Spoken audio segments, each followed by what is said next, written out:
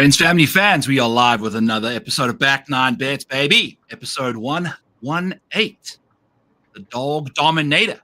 And as always, to start the show off, we got my good buddy, Kenny Kim, sitting in the Capitals sweater. What's cooking, Kenny?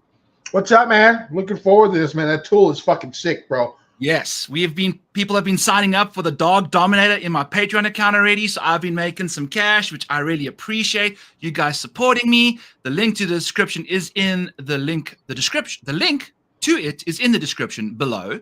Go ahead and check that out. We are also drafting right now with Kenny because I can't do it in Iowa, but we are going to be using the Dog Dominator to get it done for you. So go ahead and jump in the scramble if you guys do have an Underdog app and want to draft with us. That way we can get this draft cooking and rocking and rolling. We've got 3 people in there, 3 spots left. Beautiful. Yep. Anthony says hi. He is the most punctual of all of the Back Nine bettors, by the way. Always gets the first comment in there. I appreciate Anthony. Mike's in here too. Rocking and rolling. You've got Stevie G saying cheers. We are drinking a nice spiced apple seltzer. Not alcoholic. I love your boy Mike, our boy Mike. I do fuck with him. Our boy Mike. I never understand any of the stuff he say. Yeah, I know. I love you, Mike. Like you're one of my favorite people, like on Twitter and shit like that responds to us. Yeah. But like you sent me some tweet, like I don't know, maybe last week. I had no fucking clue. Oh yeah. We were talking about. I've showed it to Caitlin a few times and say, can you understand what Mike's saying? But, you know, as a South African, I get a bit more of what he's saying than most people. So me and Mike, we gel. And he's loyal, man. It's late. It's late out in England. And the guy's out here supporting the show. So we appreciate you, Mike. You know what I'm saying? So we love you. All right. So until we do that, so here's the Dog Dominator. I'm going to send Kenny his file right after this. This is how you do it. If you go down to the link in the description, you get to my Patreon account, you sub up there, and then boom, you go click on the file, you get over to a Google Sheet, you click on File, make a copy, do this. We're going to say Kenny's Dog Dominator, and there we have it. So we're going to just make a copy just for Kenny right off the bat, just to show you guys how easily that is done for you guys, because that's how you use this tool.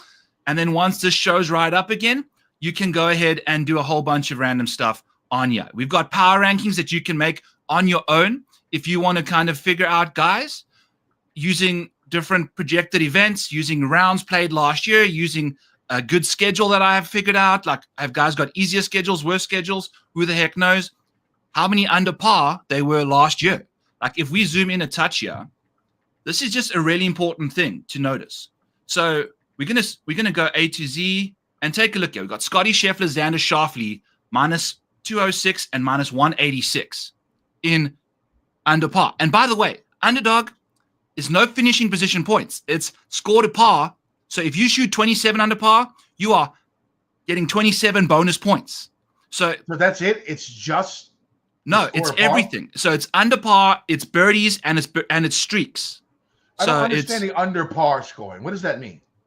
So it means that if you're playing at the CJ Cup, Byron Nelson, and everyone's shooting minus 20, everyone there gets 20 points. Whatever under par you are, that's how many extra points you get. So extra points you get. Okay. It's like we kind of double dipping in some stats here because birdies are getting you points, under par is getting you points. But what this is going to put into the front, I want this to be seared into the front of your people's brains, is that the easier the courses these guys play, the more points they're going to be scoring, the more under par they're going to be, the better the points, the fantasy points are going to be. It's a beautiful thing. If I filter on total points from last year, if we remove the finishing positions, okay, take a look at who finds himself at the top. We got Tom Hoagie and Siwoo Kim, 2 guys that were just playing in tons of tournaments.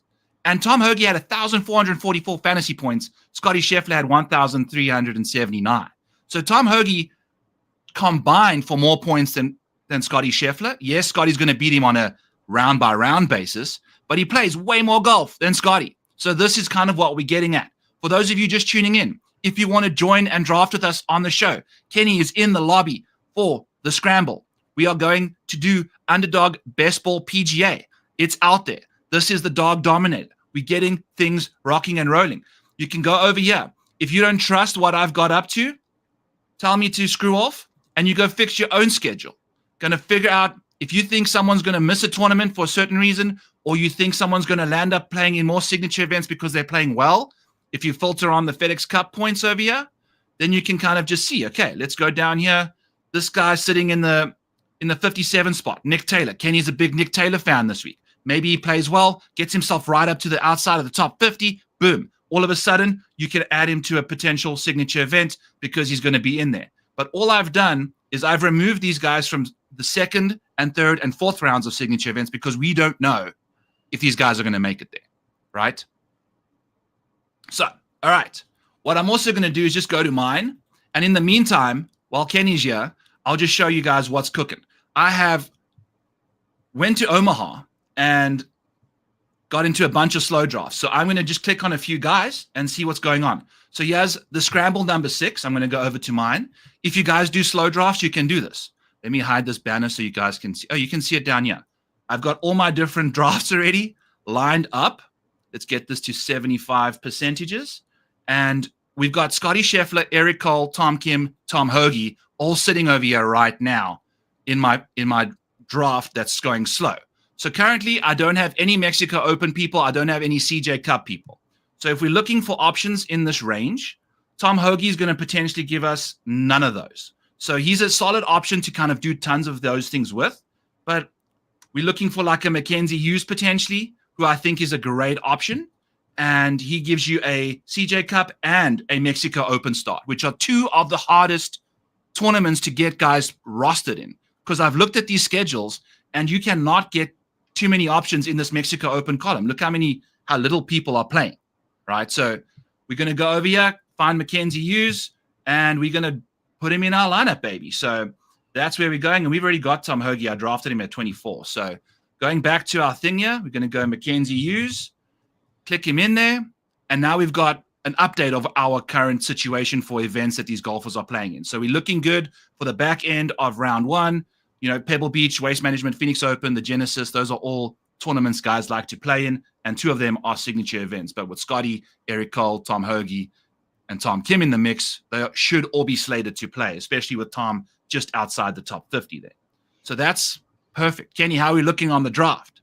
Still only 3 people, man. Still only 3 people. We're going to just let Kenny hang in here, friends. We've got a few of you in this freaking chat. Go ahead, get in Underdog, help us draft this thing so Kenny can get the hell out of here because he's getting bored on the couch while I'm going through all of this stuff. I'm trying to watch the last season of Weeds. Of Weeds? Weeds, yeah. We've got a guy in the comments, as always, who actually works on the Weeds farm, Kenny. So you got to – where's old Kevin? He needs to get in here for us. But how many more episodes you got?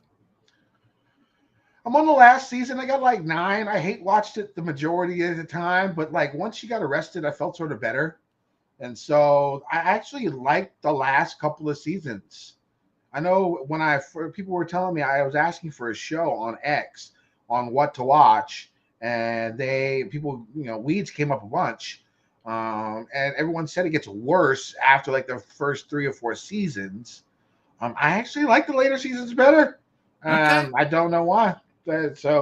So we're getting there. Almost done with the series. I think I started a week ago, so I watched like 106 episodes in like Jesus Christ in like 8 days. So you can really knock out these 25-minute episode shows like quickly. But yeah, I'm still waiting. I want to go back to it, but no one's joining. Someone needs to join.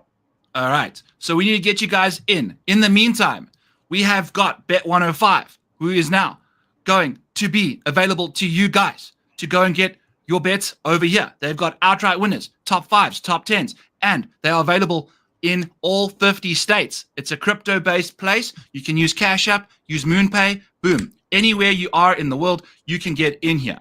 Use your first deposit of $5 gets you $25 back. If you lose that bet, you can go to customer support, tell them Back9 sent you, and you get another $25 in your account just for that. So that's what's going on over here. We have got top 10 placements. We've got top 20 finishes. And these are bets. I spoke to my man, and I said, listen, we on Back9 bets over here. We like 5 filled. We got to be ready here soon. One more, friends. One more. We like ties paid in full. These are odds that are reflecting dead heat rules. If you get dead heated, go to customer support. Say Back9 sent you. And we will make sure that that gets taken care of as a tie is paid in full. Get your full bet only for back nine supporters. So this channel is going to be a way for you to get profitable, and no matter what state you're in, you are golden. So go ahead, jump in there, bet 105. We have got it all for you in a big way. If you have any questions, let me know on X. I can help you out. And, you know, they are looking to help us in a big way. Yeah. So I'm going to be using them for this. We also have placements. We have matchups as well, friends. So I'm going to go over here, and we've got some matchups. So I've typed a few of these in. And by the way, if you take a look at some of these, they are pretty badass because you can get some really nice odds on the same matchup where you can get Mackenzie Hughes at plus 105, plus 1.5 strokes. So he can lose to Doug Gim by 1, and still your matchup cashes at minus 120. So you can do it in any different way you want, but I'm a big fan of Mackenzie Hughes this week. If we go take a look at the model, go over to the matchups over here, I've typed a few things in, and it kicked out Mackenzie Hughes over Doug Gim for me. So if you want to bet on that, it's even not even the right odds. I never even put the correct odds in there. It's plus 125, baby. So if we go to plus 125, type that in, we got a value of 105. We are going to rock and roll. You bet your 1 unit, you get your 1.25 back, baby. So go over to bet 105. If your bets lose, tell them back 9 sent you. They'll get you 25 extra bucks over there. Use Cash Apps, use MoonPay, all that jazz for your deposits. It's a great way to kind of get access to books that you might not have, you know, because the values are out there. And finally, before we get out of here, if you take a look at what they actually get up to on the NFL side, they have got some delightful odds. It's like minus 105 either side of these bad boys. We got plus 102 for the Green Bay Packers versus the Bears. We got Kenny's Commanders at minus 115 for 3.5 points. But if you're the big Philly fan, you can get the other side for plus 103. So they've got some delightful odds there, friends. We are big fans of Bet 105. Go hit them up as always. All right, Kenny. One more person needed or what? Yep, still need one. All right. We got the dog Dominator over here with Phoebe kind of chasing down some chipmunks. Is your dog squeaking? Yeah. She does it. She has not used this thing all week, Kenny. And now we get on the show. Like that's the noise that she was making herself. It's a toy. She does this all the freaking time. Look at this. Do you know why busy animals mowing down on this thing? Do you know why animals like squeaky toys, like cats and dogs? It's because it reminds them of like their primordial, like their undomesticated selves. When they have prey in their mouth and they're killing it, it squeaks. And so because of that, it's been ingrained in dogs and cats for such a long time throughout the ages that, you know, they still carry that in the back of their head, even though they're not those type of animals anymore who are just feral, running around and eating and killing whatever. But they still have those genes. Kenny. She's killed those squirrels, bunnies, snakes. She's got a massive scratch on her nose because she got a baby squirrel and it like clawed at her and just cut her nose open. This dog's a savage. What, squirrels that have claws? I guess they have to be able to climb. Oh, dude, squirrels are. If you get clawed by a squirrel, you are in shit. You know, like it's not a good situation for you to be in there. What's the situation? No one. We got one more people that need to get in this thing, friends. Please, just so we can get this on the road. I'm gonna go ahead and do another one here quickly. Go to my one and find the next scramble. So we're gonna go to scramble number 9. I've got Colin Morikawa and Eric Cole. That's not a fun one to do. It's nice to do ones that have a few more people in it so far. Let's go and check this one. That's gonna be new. That's gonna be scramble number 3. That's got some names. All right. So let's go over to my current draft that I've got scramble number 3 going on, yeah? And take a look at these dudes. There we go. All right, so that sounds like we've almost got something, Kenny.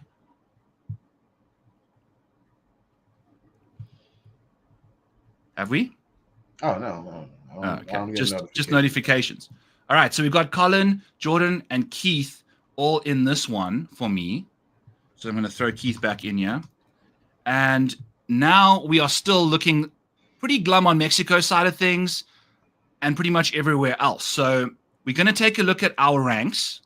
and take a peek at the adjusted column as well, because this is going to tell us, all right, Keith Mitchell, as you can tell, very much going to help us out in Mexico. He typically plays there. Mark Hubbard, definitely an option we're going to look at.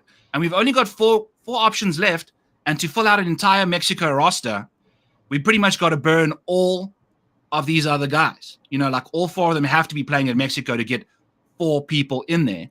Maybe we go 5. Maybe we just go with, maybe we get to 6. But I'm going to go ahead and do Mark Hubbard, who's not a terrible option here either. Denny McCarthy is someone I'm a big fan of. I really, really like Denny. And you know what? I'm actually going to go with Denny first. We're going to just go 5 guys in Mexico. It's a nightmare to get there. Is Denny McCarthy even available? That is the question. It looks like Denny McCarthy's been taken already. So tough scenes. Let's go with Mark Hubbard. Call it a day over there. Right over here. So we're going to put him in our lineup because I think he really gives us a Mexico Open situation. And he's one of these dudes that when you take a look at Kenny's situation over here with the cheat sheet, Mark Hubbard, let's go to the power rankings, yeah. Mark Hubbard's going to be up here on total DFS points because he's found himself making a lot of cuts. You know what I'm saying? So Mark Hubbard's sitting here, 24th in total points, which is not the best golfer in the world, but hey, he's pretty damn solid when it comes to getting across the line, getting himself to 91 under par for his total situation. Eric Cole was minus 60. He was minus 91, you know? So Corey Connors minus 104. It's really, really difficult to figure these guys out, but you've got access to all of this stuff. I figured out what these scores to pars were for these dudes last year. That's the way we're going to go. Kenny? Ooh, we got it. We're filled. We are filled. Beautiful. All right. What's our pick? I am the 1, 2, 3, 4 last pick. Last pick. So we're going to be at the turn. All right. Yep. Let's chat it through. Who are you liking from the bottom here? I mean, if we're going to be around 6, I don't know, Decky or Patrick Cantlay, probably. I'd take them over probably Sungjae and Sahith. So Patrick Cantlay, for me, he only played in 15 events last year, man. No, he literally only played in. But I mean, like here's like when it comes to like the first pick in the draft, like, don't you want like the studliest stud or no? I like Hideki or Sahith who plays in more and are pretty solid. Like Cantlay didn't. I just think Cantlay's going to have a better year. All right, if you want to throw Cantlay in there, we can throw Patrick Cantlay in there. We'll see what comes our way. It's either then I go Decky. So right. If we can get the turn Cantlay Decky, or Cantlay Decky probably. Or okay. So we can wait on that. Who's gone where? It's Scotty Xander to start off with. Yeah, Scotty was the first pick. Second pick is Xander. Okay. Third pick is Morikawa. Okay. Fourth pick is Sungjae. Love. Yeah, I've been hammering Sungjae like a lot in the first round.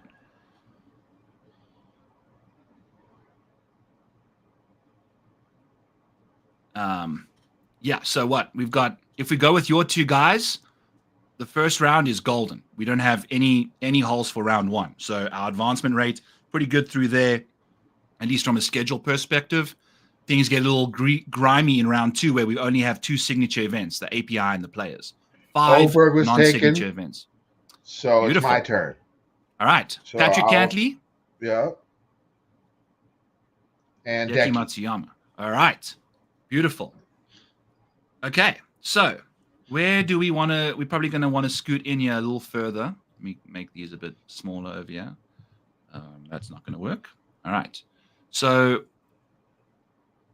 anyone in the 18 and 19 range for ADP that we kind of in the mood for?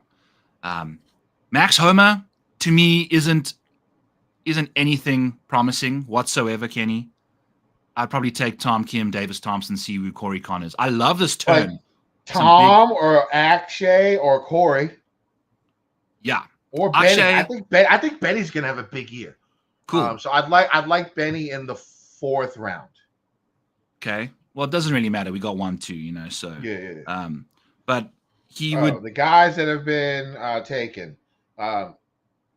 after me: Rory, Okay. Finau, Hovland, Rye,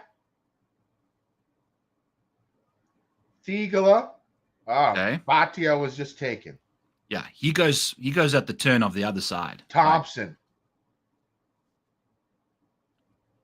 I wouldn't be surprised if Max falls all the way back to us, but Tom Kim. Mm-hmm. Okay, so you like Benny and you like somebody just took Benny. Oh fuck. I don't mind Corey Connors. He gets the RBC Canadian, which is also a unique event. Not a lot of good guys play at. He is inside the top 40 in the world, so he'll be playing in all majors currently. He's inside the top 50 of FedEx, so he gets all of that. Plays about 5 to start off with in the first pod. Gets things going along quite nicely in that 3rd pod. It's got the Masters, the RBC Heritage. So it's my turn. The last guy I was just taking was Eric Cole. So on the draft board on the top, we got Homa, Siwoo, Corey Connors, who's the one I want. So I'm going to go ahead and draft him. Now, based upon what you think I need for once we put Corey Connors in, what do I need? So Corey Connors, you're still going to need a Mexico. You're still going to need some final guys in round 2, which is going to be the Houston, the Valero. So that would be like Wyndham? What about Wyndham? Wyndham's not terrible. He gets you the Houston. Ben Griffin gets you some really nice. I'll go Ben. He fills you with a lot of those guys. Yeah, Ben Griffin is boom. Like you notice how many. Like Ben plays a lot of golf, and he fills out a lot of those things. I think he also takes care of things for us at Fleetwood. Next pick. Okay, yeah. You see, like Fleetwood is interesting because he also doesn't typically start that well. Burns. All right, Kenny.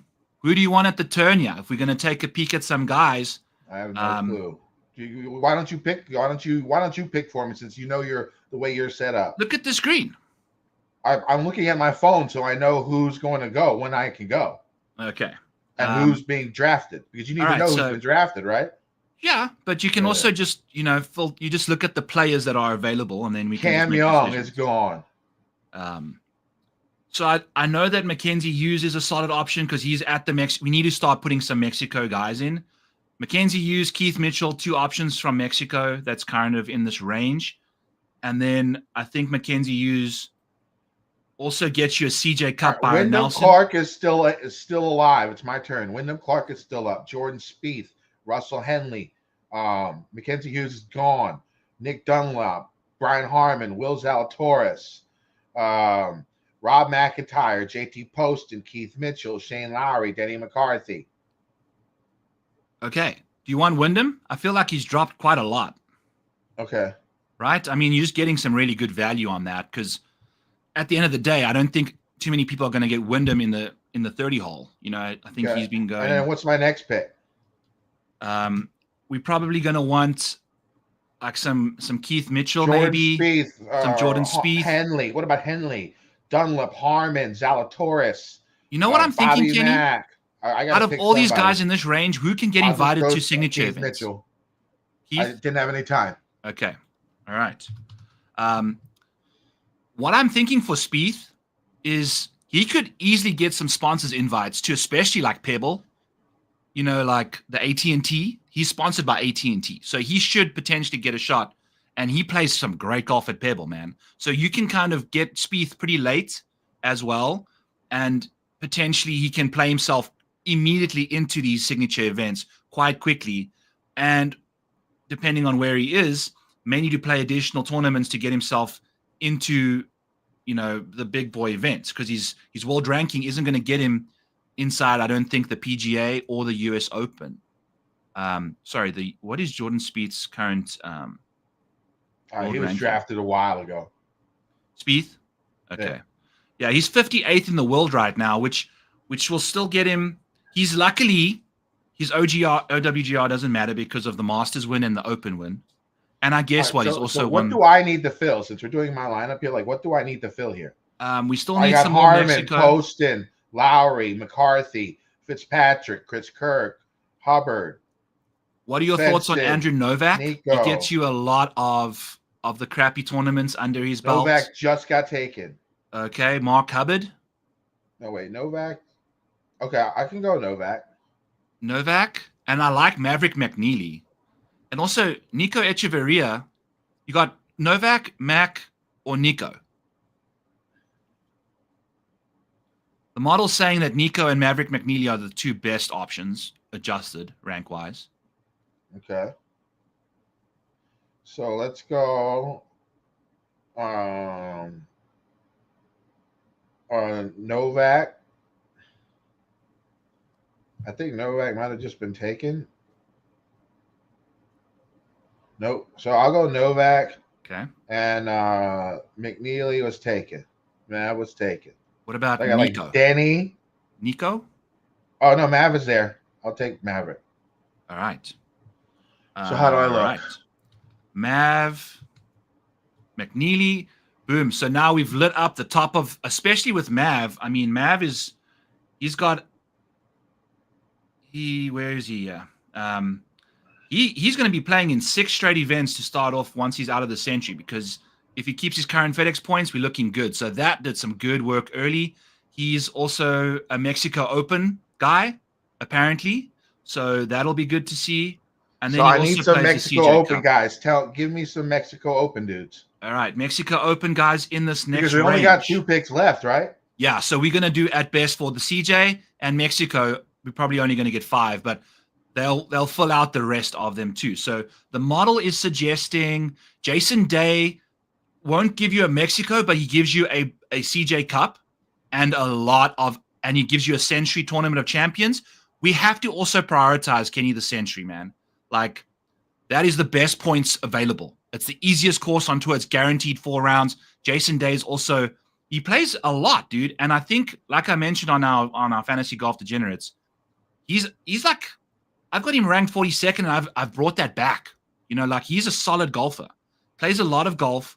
Going to be playing in all the big events and plays in other things. Gets off to hot starts on the West Coast. Love Jason Day. Some other Mexico options like Matt McCarty. Is there a Mexico CJ guy?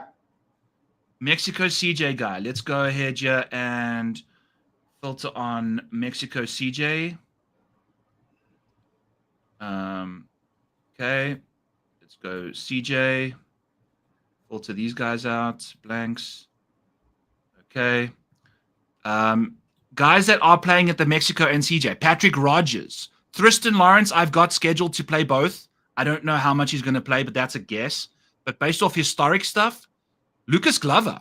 And he's also ranked inside the top 50 of the world, Kenny. So you potentially get him in all 4 majors if he maintains that world golf ranking. All right, so Glover and who else? I like Glover and Patrick Rogers. I think Doug Gim. Playing some good golf right now. All right, I'll go with Seaweed Doug. Steely Doug. Doug and Glove. All right, so we got Doug. My team, right? Yep. Boom. So we've got a 4th there, and then Glove.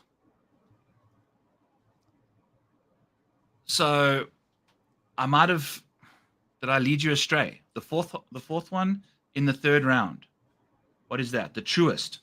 So somehow we've got 1 or 2 situations over there where a few guys haven't made it to the Truest, but that's okay. I think this is pretty darn solid, Kenny. You know, we don't have too many glaring holes overall. If we take a look at, you know, our situation, yeah, this is the Truest Championship. I need to figure out where we went wrong with that. But other than that, we have got tons of other guys. We also went completely astray on the Century, which is a massive no-no.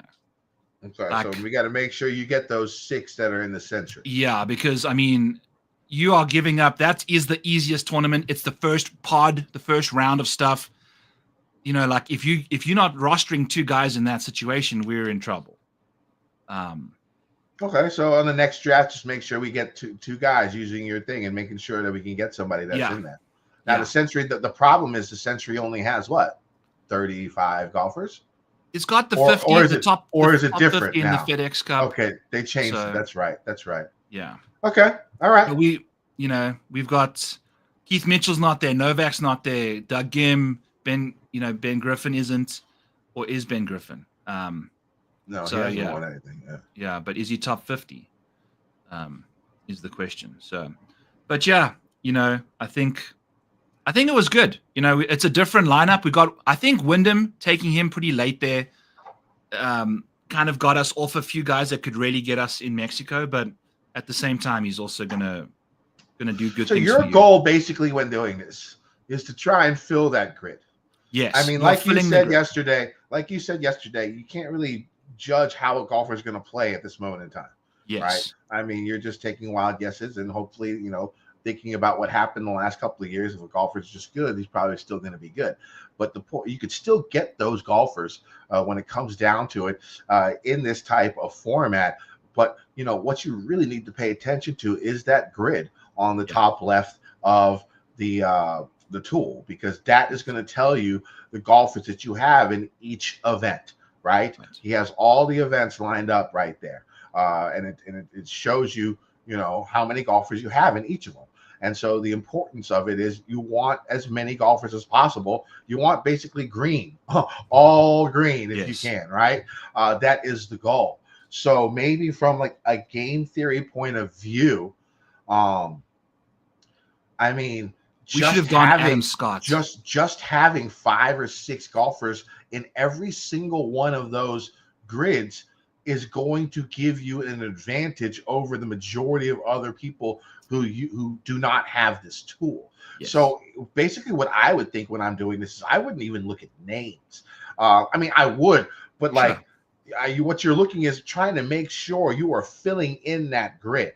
Once you get past like the second pick, I think. Yes, this is when the grid works. Yeah, like you pick your 2, top guys that you want that are going to play the majors, and then and all the SIG events that they're going to do, and then everywhere else in that grid. Now it's time to pick off spots in that grid.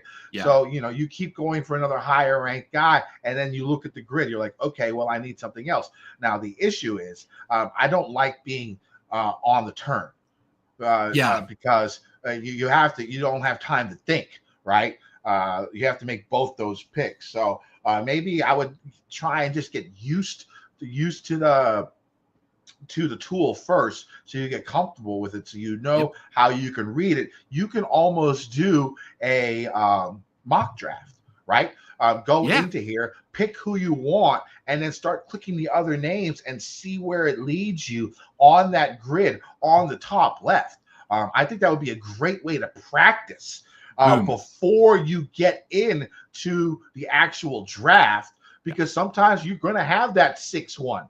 So, you know what I'm saying? Sometimes you're going to be the first pick and you're going to, it's random, right? Yep. So it's going to be hard to be able to really, pay attention sometimes in these quick ass drafts where you only have 30 seconds for each thing. Now, on the long form drafts, this thing is the most perfect tool you can fucking possibly have. Deep in the weeds with it. It is by far the most necessity tool you will need if you are going to play the long wait, the 8-hour wait, the slow draft on best ball, right? Now, if you're doing the quick one, what I would suggest is doing a shit ton of research and aka mock drafts on this tool. Pick the guys that you're going to have. See how it correlates with the grid on the top left. Get comfortable with it. Remember names. See how picking one golfer can add so many, things to this, So that would be my take on how to use this tool the most effectively. Now, I'm just, sort of bullshitting here. I'm just making this up, just seeing what I saw in this draft. Byron, do you have a difference of opinion on what I'm saying? No, Kenny, I think you're spot on. The most important column, I need to do a better job of maybe I'm going to highlight this yellow as well. The most important thing is the grid. The grid. That is knowing, getting those 6 people, but then trying to figure out a way to like capture that grid. I mean, I would put this column, Kenny. This column is based off that grid. The adjusted rank. Like, look at Nico. Explain this to me. Explain. So the adjusted rank. I'm just also going to plug in commentating nerds lineup here to see what he kicked out. But that is using the grid to determine how important that one golfer is to filling the holes in your lineup. Like if there's a 1 in Mexico. What adjusted rank means? Yes. I've said this like 3 times. I mean, I'm doing the draft like on my phone. I am not paying attention to you. So I'm sorry. Like Andrew Novak, look, he goes from 64th to 2nd, and Mark Hubbard goes to 23rd. Like big time improvements there because they're going to fill a massive hole. I don't understand how that ranking works. Like, explain to me what the ranking means. The ranking means it's schedule necessity. Like if you're running out of events, especially the further down the board you go, the more the ranking is going to change because you've only got 2 spots left. So you have to use guys that rank up big time, like Sam Stevens. He plays in Mexico. Okay. Put my team back in. Just delete everything and put my team back in. Go ahead and put Patrick Cantlay. Let me just do this quickly for this guy quick. Billy Horschel and then Matt McCarty. And as you can see here, we got massive glaring issues in Mexico again for commentating nerd. You know what I'm saying? So, and the CJ Cup. So who plays in the CJ Cup?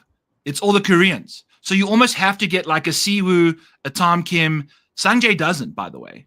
And Hideki. They all play there. Jordan Spieth plays there. So you got to almost remember some specific guys for those tournaments to kind of figure out.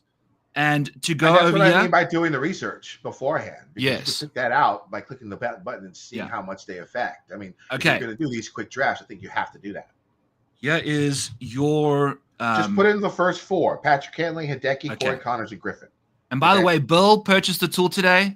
Best he's got is 166 of the 168 spots in the grid. Nice. So I'm going to try and figure out. I've reached out to someone to maybe help me optimize.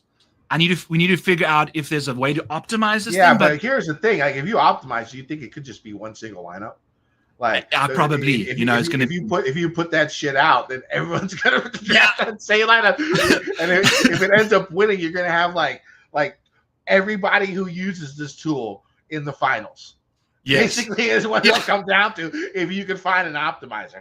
Right. That would be hilarious. That would be crazy. But also the ADPs would change because everyone would be going after those guys. True. It would change their value, so they would go up the board more. So let's look at this adjusted rank from the top of your board. So just go up to the top. Okay. And after you put my peoples in, the first 4. Okay. Here's Patrick Cantlay, Hideki Matsuyama, Corey Connors, Ben Griffin. Okay. Adjusted rank. Tom Hoagie. Let's go to adjusted rank and just click that. So that is the one that you go down from one from highest to lowest. Okay. You can do that, right? Kind of. I don't want to fuck shit up on my thing. If you can't do it, then you got to scroll down. Who's number 1? So all you got to do is look at the colors. And I might add a column here to like highlight the biggest jump. But like Jordan Spieth is easily your best ranked guy. He's 11th. Tom Hoagie is 13th, Keith Mitchell 15th, Mackenzie Hughes 18th. And, I've got Spieth missing Mexico, but I've got him at the CJ, which we were really struggling to do as well. And it really likes that Spieth also gets into the Open Championship. That's the top of my list right there. This would be your number 1 go. Yeah, no, you would go Spieth. Go up to the top with ADP. Just go up for me. Yes, if I just filter, let me do this. Can filter on everyone here. I'm filtered on. Let me get this out of here because we filtered on Mexico and CJ Cup. So if you go to the bottom here, you can find everyone that's available. All this is doing is pulling in the guys that are like in this ADP if you range. Excel, the tool is even better. Yeah. So you can scroll down here, and then we can filter by your ADP. Boom. And now we're in the 30 range. So I want to see who.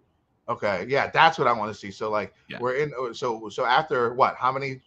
We're in the 30 range. So let's. So I'll just do this. These are the best guys here.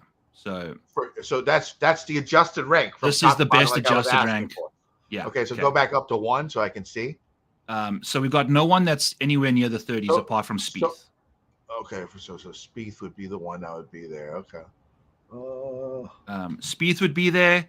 You could get Tom Hoagie, but I think he went early, right? And the thing is, you've only got 10 dudes. Like, everyone is just ADP sheeping right now. You don't have to follow the ADP. You know, like, this is early on. Who the hell decided that these are the right ways to draft these people? You know, like, this is the point of this tool. Don't be shy. And there's only 10 people in a draft that you can draft. You're going to have so many duplicate lineups if you keep sheeping the ADPs. You know what I'm saying? So jumping around the board, going a few spots down the board early is cool based off of what this is suggesting. You know, like, I don't think Spieth was available to you there, was he? I think he was. What if I go Spieth Hoagie here? Okay. Hoagie typically goes slightly ahead of his ADP, but let's just put him in. Yeah, it's just because he lights the board up. Let's see what happens and we'll see where the rankings are for adjusted rank, so you can go down. So Keith Mitchell in this ADP range, massive jump to 7th from 37th. Nico Echeverria getting a lot of love. Now I've put him into Mexico because let's go Nico next. You know, we can go Nico, but this is also my schedule. If you go to the projected schedule in this tab down here, you can change the guy's schedules. Just change. If you think he's going to play there, put a 1. If you don't think, he's going to add a 0. You know, that's very simple to do. So then after we go Nico, another name is Andrew Novak, Maverick McNeely, Keith Mitchell again. Go ahead, put a Maverick. Mark Hubbard, also a name that makes sense. So Mav, I love Mav. And he's right. Let's see our grid. So what are we short on right now? So we're still real some short Mexico. So we only got 2 picks left. Yes. So this is where I have to go 2 for Mexico. And I do think a golden rule has to be you have to get 6 guys at the Century. You cannot not have. It's the lowest scoring tournament. It's in the first leg.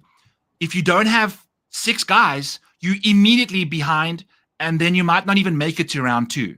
You know what I'm saying? Because that is where the most points from 6 people is going to be scored at the Century. Guaranteed. Like, it is the easiest tournament there is. So we have to find a Century guy. And you know who that guy is at the end? Jason Day. Adam Scott. Let's filter in on some Century dudes. We can filter by ADP.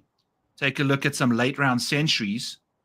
And so this tool is a drafting tool and a research tool. You can go here and see. All right.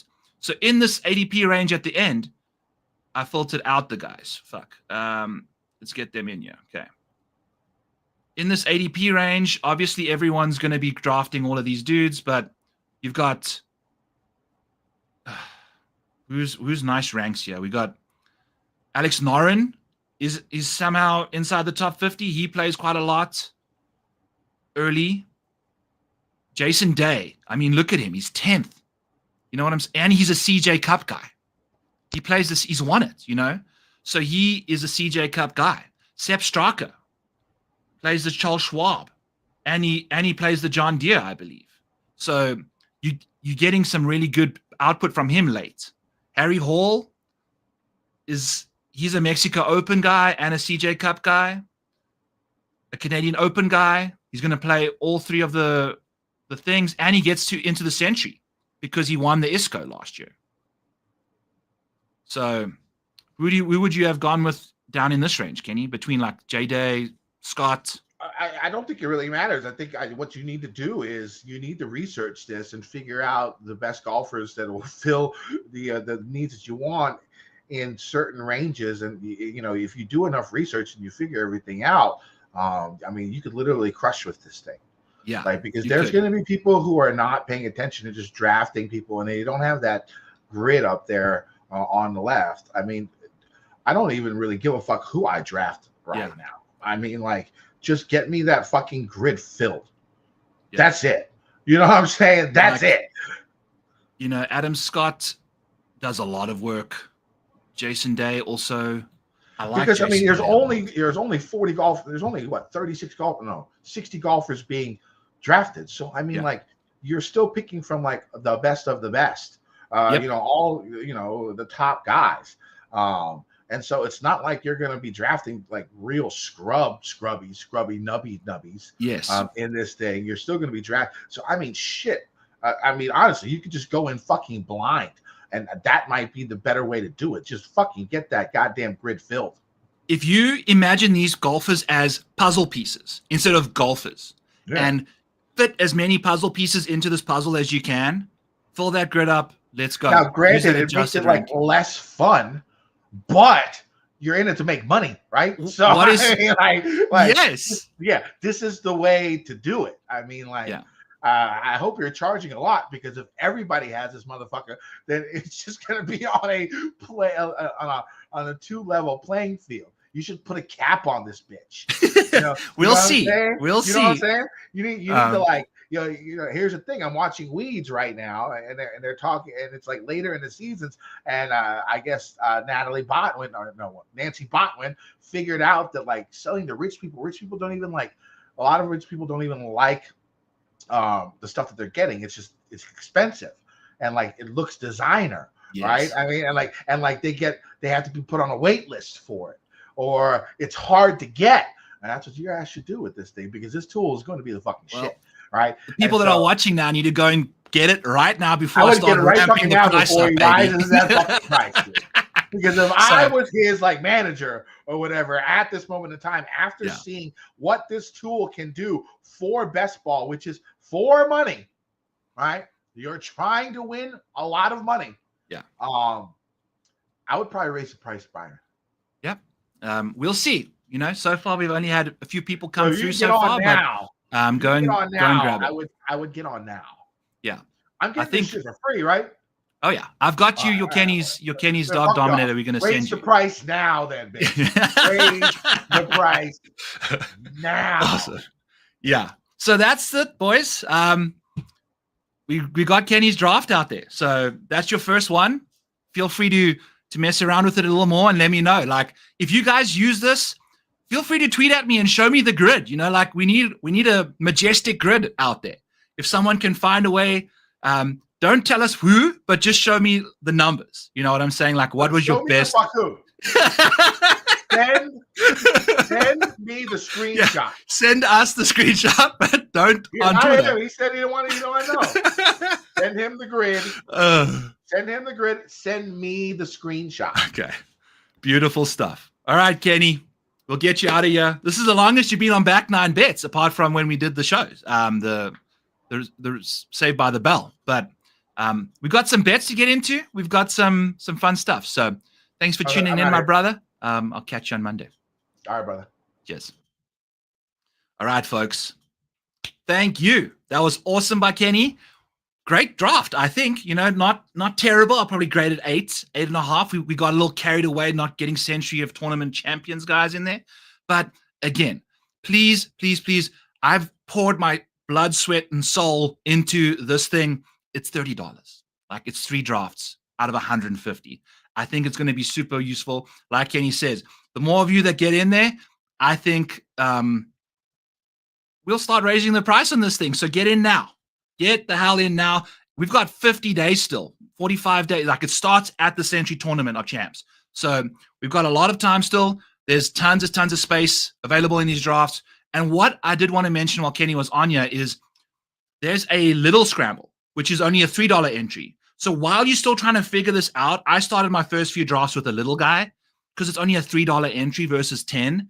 And you can kind of mess those ones up a little bit. Ideally don't want to, but if you are in this situation, you can just go ahead and give it as a practice, a live practice rep, like a scrimmage, and then go from there. So link is in the description. Go check it out, friends. I really, really appreciate you. I'll come out with a draft, like an article for maybe some draft tips, some nice combos of golfers to kind of backload, front load, all of that jazz.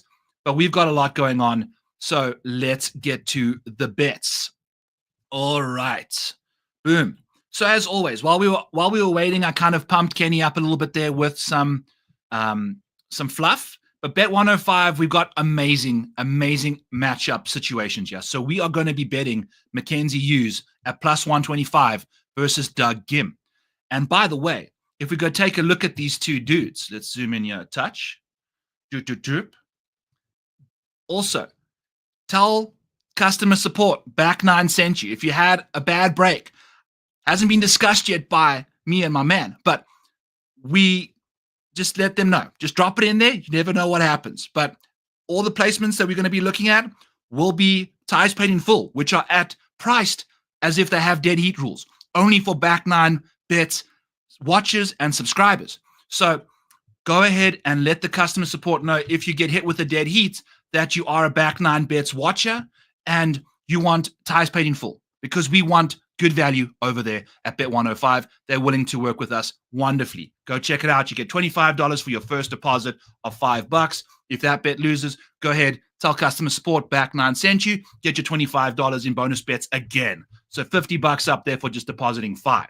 What I want to take a look at, though, is some Doug Gim versus Mackenzie Hughes action, because we're getting some plus money action in a big way. If you want to take a bit less risk and you take Mackenzie Hughes 1.5 strokes given, so you can finish behind Doug by 1 and you still cash that bet, I love it. But I like the plus money for a straight up matchup. So we're going to type in some Doug Gim over here on the model, and we're also going to type in some Mackenzie Hughes just to compare these two guys with each other. And then we're going to start getting into some outrights and things like that, because we need to also keep an eye on the weather, friends. It's kind of windy in Bermuda, so you want to make sure that you aren't getting blown out of this tournament before it happens. And if we take a look at the Gim Reaper, he's got a 14th place finish here back in the Cocoa Lands of 2020. But outside of that, it's been 3 miscuts at this golf course. And what we're looking for from golfers this week is some around the green play. We're looking for some putting. And he particularly struggles in those 2 departments. You know, you can ball strike the absolute bejesus out of this fan. Now, if it's windy, I prefer Mackenzie Hughes a lot more, because look at his short game. It's like we have got 2 prolifically different players in this range. So I like the wind helping Mackenzie with the short game aspect, and Mackenzie's also been playing pretty well. It's quite hilarious, yeah, that we've got 2 dudes with weighted strokes gain totals of pretty much the same amounts, but they're doing it in 2 different worlds. And it would be hilarious if we could put these 2 guys in like a best ball scenario where we just got ball striking. It's basically a Corey Connors Mackenzie Hughes matchup, which they did out at the President's Cup. So I appreciate all of you guys being in the chat. Commentating Nerd, did you catch that lineup? I hope you did. I'll bring it up for you again if you didn't. Again, Belle, thank you so much for tuning in. Okay, you did. You said you tried. Hey, you know, this is the thing. Like, you don't know what you're getting. This tool can help you so much. You know, like, it's really, really useful. Yeah, you did a decent job. You know, Mexico is going to be a lot of people's banes of existence, and it's early in the second round. So everyone it's easy to get 6 or 6s early. You know, like the first stint, everyone's playing a lot of golf. But once you get to the second tournament with 5 non-signature events of the 7, Mexico being one of them, that's going to be the game changer. So very important stuff going over there. And yes, the ADP, you have to go against the grain there for sure. And then Steve saying, great draft. Thank you, Steve. I'm proud we got it filled. You know, it's been a little slow to start off with. I think once it gets closer to D-Day, it will start filling up a bit more. But we can also do some more drafts towards the end of the show. We'll make it a long one today, because I've been saving my slow drafts so I can do these on the streams. And I'm also going to be doing probably like a morning coffee thing when I wake up, 7 o'clock Central Time maybe, so 8 Eastern. I'm going to go on my Back 9 Bets channel. This is Back 9 Bets on Mayo. Go to Back 9 Bets, the actual channel. I'll be doing live slow drafts on there. Just come hang out with me, see what's going on. So appreciate that if you guys do. I'll be up there tomorrow morning for a little slow draft action. Okay, getting back to Mackenzie Hughes, Doug Gim over at Bet 105. This is where we want to go. The model's telling us a lot of nice things. Maverick McNeely over Justin Lower. We can take a look at that one. And we'll pull up Ben Griffin in there too because it's wanting to match them all up there. So let's go Ben Griffin. Well, we got 4 Bens in here. Ben Crane, Ben Coles, Ben Griffin, Ben Taylor. But we're going to go with the Ben Griffin. We're going to go with Justin Lower as well. Oh, I keep doing that every freaking time. All right, Justin Lower. And we're going to add to the current selection. And then we're also going to take a look at, who was the other guy? Maverick. And put him in here. All right, so where does the model have these guys ranked for us? We've got safety Lower. That's why it's kicking him out. Is the safety rank for him is not nearly as good as the other two, whereas the upside, he catches up to them a bit better. What you guys know on the show, as always, safety rank includes 2 top 20, top 40 rates, which you find right over here. Lower's particularly low in that department, top 40 numbers, but his upside is kind of there with them, finishing top 10, top 5 as much as they are. Maverick McNeely is a top 20 beast along with Ben Griffin as well. They're finishing inside the top 20 about 8 and 13% more than Lower over the last while. And Lower, as you can see, is hit or miss. He's had the most missed cuts in the last little while than either of them. Maverick obviously withdrew there, so that's not even a miscut. That's a WD. I don't know. Had some bad sushi. But I do like Lower for his upside. So like some GPPs, some of those kind of action. I think he's not a bad option. But, we've got the 40 net and the WWT second, where he finished second. So maybe he's driving, maybe he's not. We don't necessarily know what he was doing well out in Mexico because there was no strokes gained. But this is the situation we're in. So I don't necessarily know I'm that comfortable with him, but I do like Ben Griffin, especially at this golf course, in his decent state of form.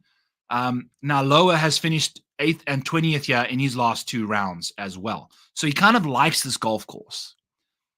That's why I kind of like Mackenzie Hughes. I think this course suits him perfectly, especially if it gets windy, over Doug Gim. These guys, I don't know where we're going to go there. So we're going to leave that alone. The best bets you make sometimes are the ones you don't place. So thought I'd mention that to you, but we do have a Maverick McNeely raw edge over here, which we will get to. So let's do that. Upside ranking right over here. Mackenzie Hughes, top 20, finishing inside the top 20, 42% of the time. If we scoot over to our Bet 105 situation over here, we can go to golf, click on that bad boy, and we're going to go find ourselves some, whatchamacallits. Let's go to the futures and click. Where the heck am I clicking here? There we go. And we're going to be looking at a top 20 for old Mackenzie Hughes, minus 105. Now, remember, these are ties paid in full, baby. So we're getting those from our boys over at Bet 105. And we're going to the DAWG Dominator because I'm just addicted to that right now. But we're going to take a look at Mackenzie Hughes. He's been doing some solid work, finishing inside the top 20, 42% of the time. He has been top 20 at the 40 net, top 20 at the 3am, 28th at the Wyndham. So flirting with that top 20 mark, I like that, especially for the Doug Gim situation as well. That's some solid consistency in that department, and I love the course fit for him. So we got a lot of good things from Mackenzie Hughes in that department. He's been quite profitable in the top 20 market, actually, returning $351 of our hard-earned cash in that world. So Mackenzie Hughes, let's get the whites out of here because we wanted green. We are not racist. We are just green people on back 9 bets over here. And then we're going to turn Mackenzie Hughes white because he's Canadian as heck. All right. So he's next up. Then we've got Ben Griffin, who's really not necessarily done the greatest stuff for us in the last 12 months, but he's second on the upside model. And the top 20 stuff for him, around the other guys is pretty rough. But he is playing some great golf. He's a calm course savant. And if we take a look at the calm courses that we liked, I think Joe Highsmith withdrew. We're going to take a look at some comps. We've seen some really solid stuff from Ben Griffin at Sea Island, at the RSM Classic, PGA National. I thought was a great kind of a comp. It can be windy. It's a tricky old venue over there. And he's thrived at those golf courses. Played very nice at Pebble, and then also threw La Quinta Country Club in there as some comp courses. So there's some ways to find these guys, and he grades out particularly well. Got some fantastic history here. We're going to go with him for a win, 20-1 over at Bet105. We've got a situation where Ben Griffin is 20-1 over here, and we're going to go with him. So I'm a big believer in old Benny. He's the guy. Also, we're going to put our bet in for Mackenzie Hughes while we're at it. Boom, boom, boom. And he's in against Doug Gim. Plus 133, baby. Let's go. I mean, are we changing the odds nice in our favor as we're going? I thought it was plus 125 earlier. So we're getting some even better odds over on Bet105. Let's freaking go. So, I mean, think about all these other bets that you're seeing on these other books. Like, you're getting minus 110 at some books. You're getting minus 115, minus 120 at like PointsBet and FanDuel. Like, they don't have the best matchup situations either. So you can be in any state in America and get these matchups. So love them. And we're getting these very sexy bets where we can find edges and go after them. Yeah, at plus money. It's been tough to find plus money bets the last little while in the matchup markets out there. So Bet105 doing the Lord's work. And again, like, if you really want to just take a look at these matchups, you can go find. I took someone over Harry Hall for the last tournament, where I got him for what? I got Matty Schmidt over Harry Hall. That one lost, but I got Carson Young, and I took the better odds because he was minus 1.5 versus Justin Suh. What's up, sir? And Carson Young finished second. Shout out to him. And he had to beat Justin Suh by a stroke, 2 strokes, actually. And he did. But you get some nice plus money going with that minus 1.5 stroke deficit. So just want to point this out to you guys. They're a great book right now to kind of get really involved in these kind of markets, which have been nuked over the last little while. So back nine bettors get the ties paid in full over there for you guys. So be sure to go and let customer support know if you get hit with a dead heat. As always, kind of milking that to crap, but I want you guys to get the best. So some other bets that we're going to be looking at over here.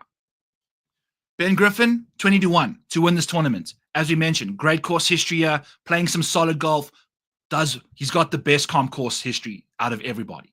So love what Ben Griffin's been up to, and maybe this is his time to shine. I vividly remember him telling us about him stocking shelves as a guy that was going to start taking some freaking real estate courses right before he found some success at this venue. So this golf course has got significant importance to him and his life. It kind of continued his PGA career for old Benny G. So love what he's got up to. We got the ball striking and the around the green play to a tee.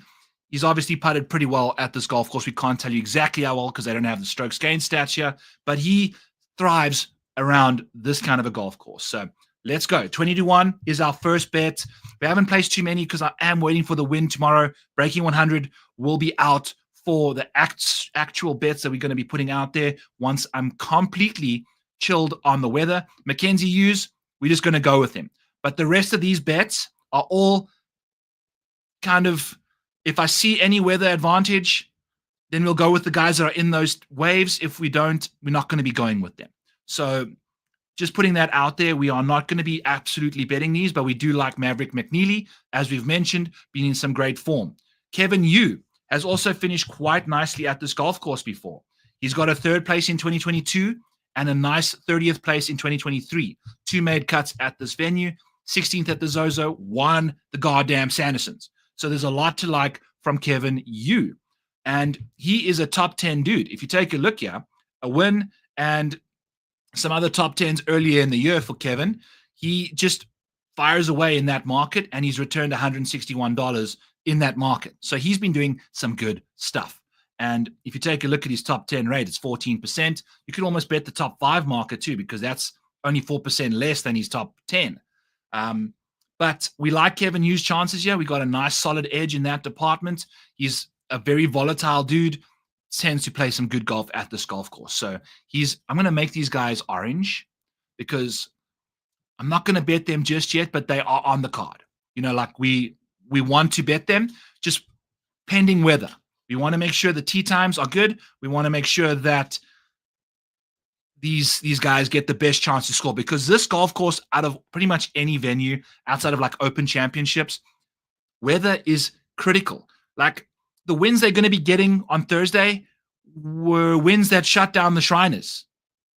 But this golf course is built slower to withstand these kind of winds. So they've played in some chaotic weather at this golf course. So you have to pay attention to that. Seamus Power for a top 20 is actually one of our best values.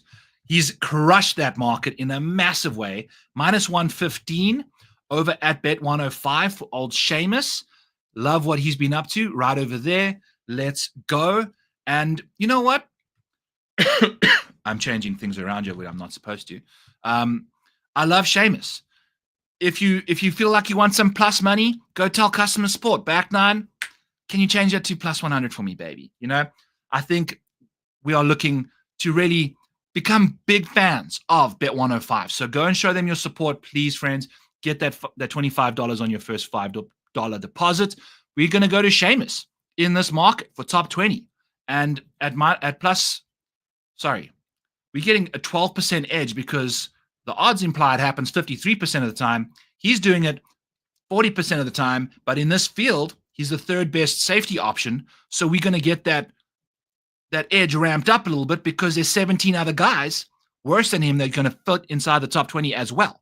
And what we know about Seamus is that he's finished 31st, 37th, and 1st at this golf course with a miscut in 2021. But his last stretch of results, friends, commentating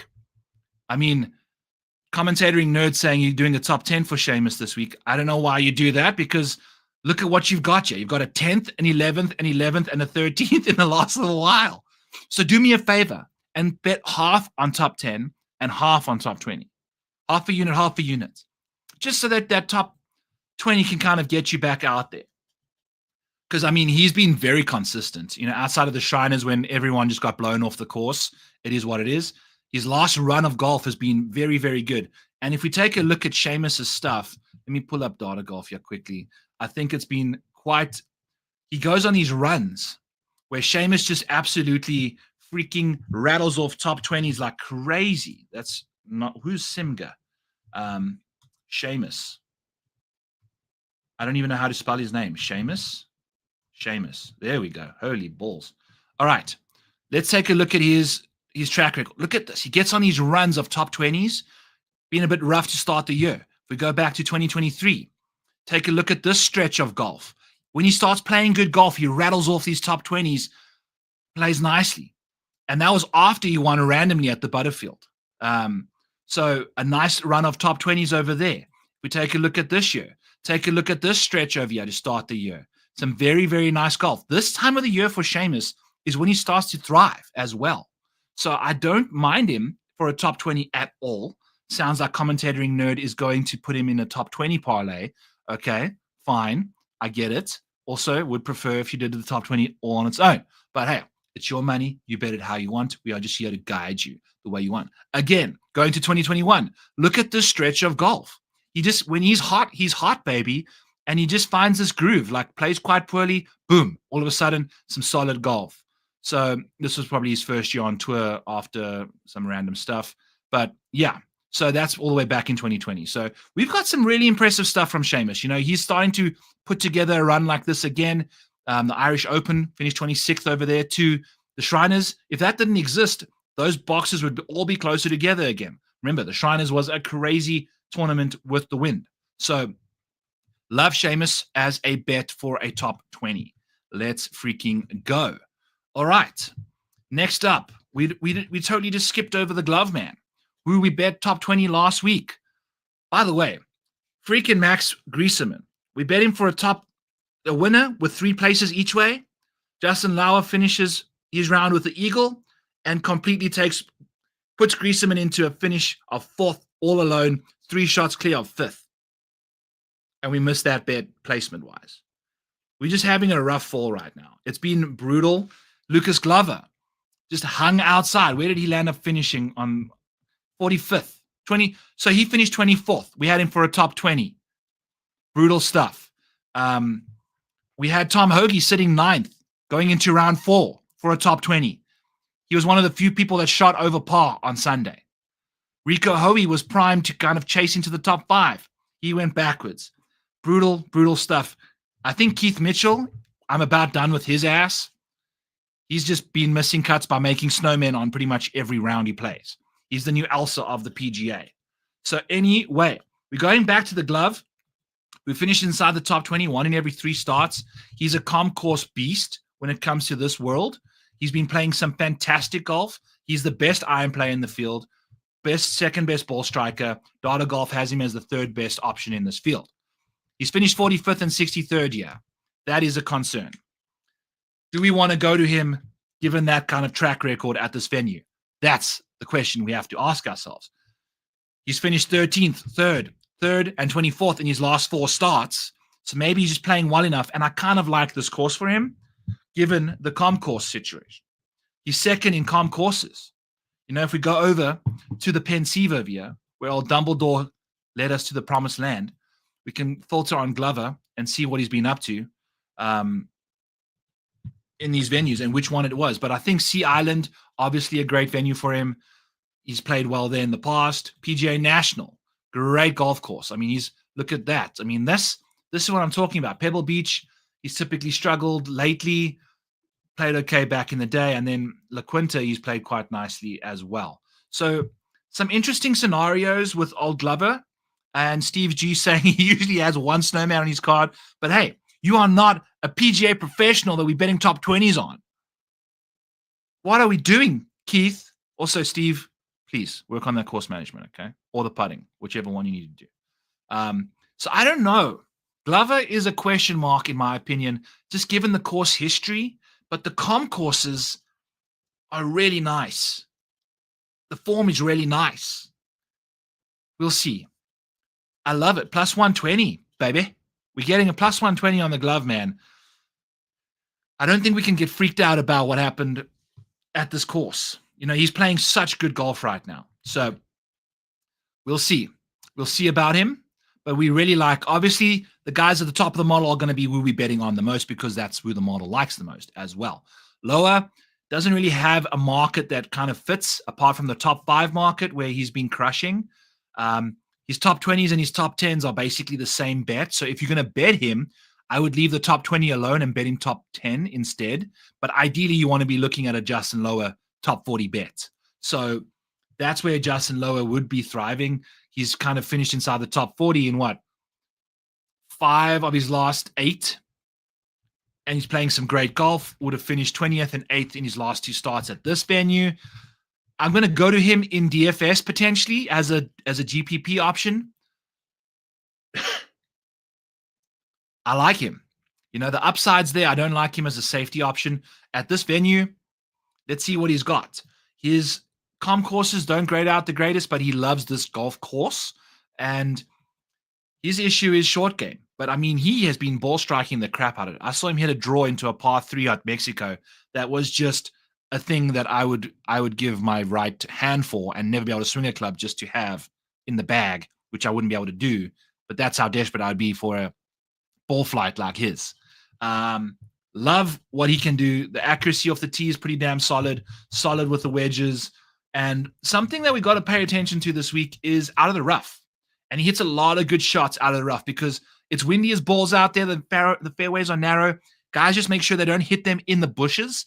Just trying to keep it in play. And coming out of this rough is essential. And he's very good out of the rough in general. You know, 5th in this field in strokes gained from inside 150. And then, you know, the strokes gained kind of disappear out of there. But he hit some really good shots out of the rough. 15th in that department. So I think we'll see a lot of wedges. A lot of the long irons come from fairway anyway, right? Because we're going to be looking at these holes. Let's see if I have a holes thing over here somewhere. Yeah, the holes are.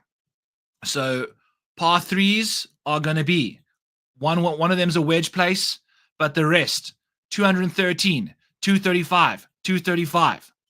the 3 other par 3s. So the long irons are predominantly from the fairway on the par 3s, right? You're teeing it up even. So I'm not too concerned. And then the par 5s will obviously require long iron play there too.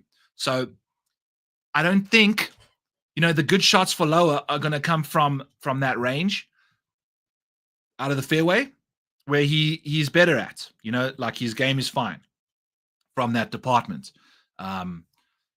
Not really from the very long iron situation, but hey, he's grading out very well. The wedges are where he's going to make his hay at this golf course, which there's going to be ample opportunities to do that. So I like Lower a lot. I like him as a DFS option. I don't think we're going to be betting him in any capacity at this moment in time. Michael Kim making an appearance on the model. Interesting situation for him. Don't like betting him in any capacity. He's been losing you money in all departments. Very streaky golfer. Finished 30th, at the Mexico in WWT, and then 5th at the Shriners. So he's starting to find some form after 5 consecutive miscuts entering the week at the Shriners. Not ideal there. Has played this course 3 times in the past with a 46th being his best finish and 2 miscuts. Tough scenes for him. So I don't necessarily know if that's where you want to kind of go. Looking at a short game situation for him, the short game is also one of his weaker situations. He's a great iron player right now. Love to see that. And what I've done also for your, the nerdy needs out there, the weighted strokes gain that is showing in the model right now is the last 12 months, the last 8 months, the last 4 months, and the last 2 months. And they all count 1 quarter. So we're counting the last 2 months 4 times. We're counting the last 4 months twice, the last 8 months 3 times, and we're only rolling with the last 12 months once. So I'm really trying to find guys whose form has been solid and also peaking, trying to get that recent form in the mix a little more. And Michael Kim popping really hard for that along with old Dougie G. And we're not necessarily going to be looking at Michael. I mean, he's a nice value at $7,700. So potentially could look at him as a DFS option, but we don't know yet. Ownership dependent over there. We've got a nice kind of ranking differential. Obviously, he's 26th in the DK world. Matty Schmidt let us down in a big way. Just straight up just missed the cut last week. Also, it was very windy on Thursday, and I think he was a victim of the wind. Now we're going to a windy ass venue again, but he finished 3rd year last year. So that's exciting. He finished 3rd at the Shriners, 5th at the Black Desert, 16th at the Sanderson. So he's showing some form and going to a golf course that he's played well at before. So let's take an actual peek. His top 20 market is plus 140 for a top 20 over there at bet 105. Schmidt, mad, bro, he made me so sad. Like, he was balling out. All of Twitter was on him. Couldn't quite get it together. So he's 28-1. Let's go take a look. I think we have to go back to him. So 28-1. Let's go to our back 9 bet situation here. Put this over here. We don't even have to change Matty Schmidt. We just keep it, and Ben Griffin. So Ben Griffin 20, Matty Schmidt 28. That's currently giving us a 12 extra turn in that department. So we can probably if we go with someone that's also 20-1, then we're at 7. Probably can go with 240s if we like that kind of thing. I do encourage you to kind of use a tool like this. Maybe I can put it in my model at some point for you guys that you can use, because it helps you kind of figure out, okay, where do you have the rest of your world in this department? So we don't mind him. I don't know if I like Rico at this golf course with all the short game needs, but he's kind of impressive around the greens. So do we want to just run our card back from last week? Rico kind of struggled down the stretch, but 45th isn't the worst. 3rd at the Shriners, 22nd at the Zozo. Played some solid golf, first appearance at this venue. What is Rico's odds? Not on the board early, 40-1. I mean, we were spot on there. So I don't mind that either. We'll keep him at 40. For now, we haven't bet it yet. We're going to kind of keep an eye on the weather, but he's definitely a consideration for us. in that department. Okay, back to where we were here. Maddie Schmidt, also a consideration for us in the betting world at 28-1. We are going to also potentially bet him at plus 140 for a top 20 over there. I believe we've got a top 20 bet for Maddie Schmidt, which is not even on the first page, which is always good to see. So Maddie Schmidt plus 140, baby. Let's go. Love that. So yeah, we've got a nice number there for him. Boom chakalaka. We're going to potentially bet that given weather. If you don't care about the weather, these are probably bets that I'm going to land up playing. The weather doesn't look too crazy. Let's just jump around even more on this show and kind of take a look at the weather. It's almost turning into a bit of a research stream more so than your usual back nine bets. But we had to drop the DAWG Dominator, guys. You know, that tool is so goddamn sick, and it was built from a completely blank spreadsheet by your boy. So this is Hog Bay Park in the Somersets of Hamilton, Bermuda. And we're going to zoom in all the way over here. This is where we are. Port Royal Golf Course. And Thursday's 20 hour. Not too bad. We're kind of not seeing too crazy stuff going on over here, but gusts in the 30s, potentially in the 40s early in the day. So there might be a slight afternoon edge advantage given the gusts, but you never know. And I think if I recall last year, the wind kind of died down in the afternoon. So I don't know. It looks like on Friday there's a morning small edge in the morning. You know, like if you're looking at a 5 mile per hour situation, you get a nice little pocket there of guys going off at 7 a.m. There we go. What we can also do, if you just bear with me, I can go and grab some stuff here quick.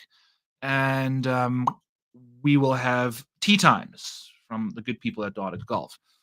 All right. So hang tight. Let's open up some tea times here. Boom. Let's find our... Let's get this back out here. No, I don't want to start a new instance of Excel. We want just to open up a freaking page here. Let's go. All right, where are we? No. Not happening. All right, cool. Sometimes you can't. Oh, yeah, we go. Beautiful. Okay. So we'll have some tea times in 2 seconds because they are now loaded on the site. Let's go over here, paste this stuff in. Boom, boom, boom. And then we can open up another column over here. There we go. Okay, so a late tea time in round 1 means we get an early tea time in round 2. So we're going to just click some PM names and just see what happens if we do this. Mackenzie Hughes, PM guy. Maverick McNeely, PM guy. Seamus Power, PM guy. Daniel Berger, Jonathan Vegas, Carson Young. Like Carson Young for a top 20 as well. Quite a lot. So let's actually go take a look and see what Carson Young's odds are over at Bet 105. See if we can grab him for a plus 170 top 20. I like those numbers a lot. And Carson Young's top 20 market has been crushing. And it's just a slight situation of a loss there. But,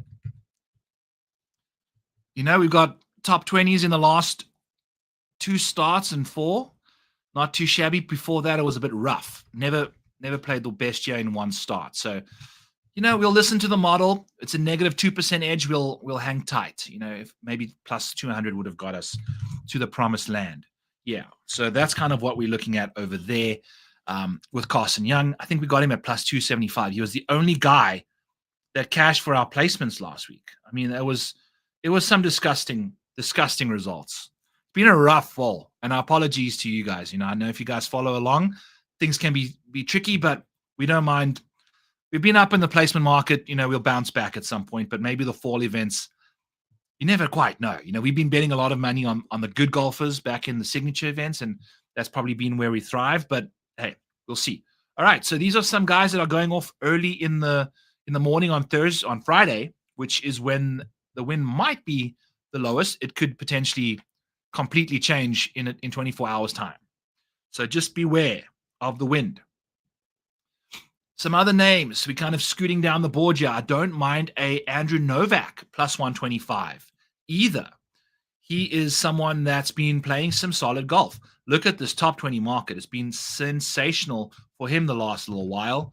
Been a little off the kilter to start off early, but, Zozo had a nice top 20 there again. 23rd at the Sandersons, missed 2 cuts at the Black Desert Shriners. I fancy his chances. Yeah, he's got a top 20 in 2022. 2 other made cuts, 45th and 46th in 2021 and 2023 for Novak. So I don't mind him either. We'll see. Plus 125 for a top 20 at this course isn't the worst thing in the world. Another name I don't mind as a bet for a top 10 again. We're going to keep trying to bet this guy. Hayden Springer finished 8th at the Sandersons. I kind of like that as a kind of compy course. Shortish, congested, but not too penal off the tee. He's plus 600 for a top 10. And it's saying 14% of the time it happens. 10% of the time it happens in real life. So, 19% of the time it happens in his real life. And it's never been a top 5. So we just like the top 10. Don't bet him top 20, just bet him top 10. Because when he's finishing inside the top 20, it's also a top 10. So you're getting that from him. And his top 40 number is only 6% worse or better than his top 10 number. So he's a very volatile option, but I like plus 600. We had him plus 700 last week and kind of was right in the mix. And gosh darn it, man. He was playing solid, just could never quite get it there, right? I think he was really looking good, and then we just had a bit of a meltdown down the stretch, I believe. So what did he get up to? Actually played nicely, just could never quite get it going. Tough scenes over here, but we're going to go back to him potentially for a top 10 at plus 600. And I think that's going to be about it. Daniel Berger's starting to show some form. Carson Young we liked a lot. I saw old Mike mention the Lipsky, the cheeky Lipsky. So let's take a look at him. Top 20 upside. Wonder what his situation. I mean, the top 10 market has been pretty neat for him over the last little while. Finishes inside the top 10 pretty much as he does top 20. So maybe we go top 10 on the Lipsky. Oh, baby. I love the way you finished 2nd at the 40 net and 6th at the WWT. Now, can we get a repeat of that 6th place finish from him? We don't know. But, I mean, that's interesting. What has he done at this venue? 13th last year. Do we have a sneaky Lipsky top 10 over here, friends?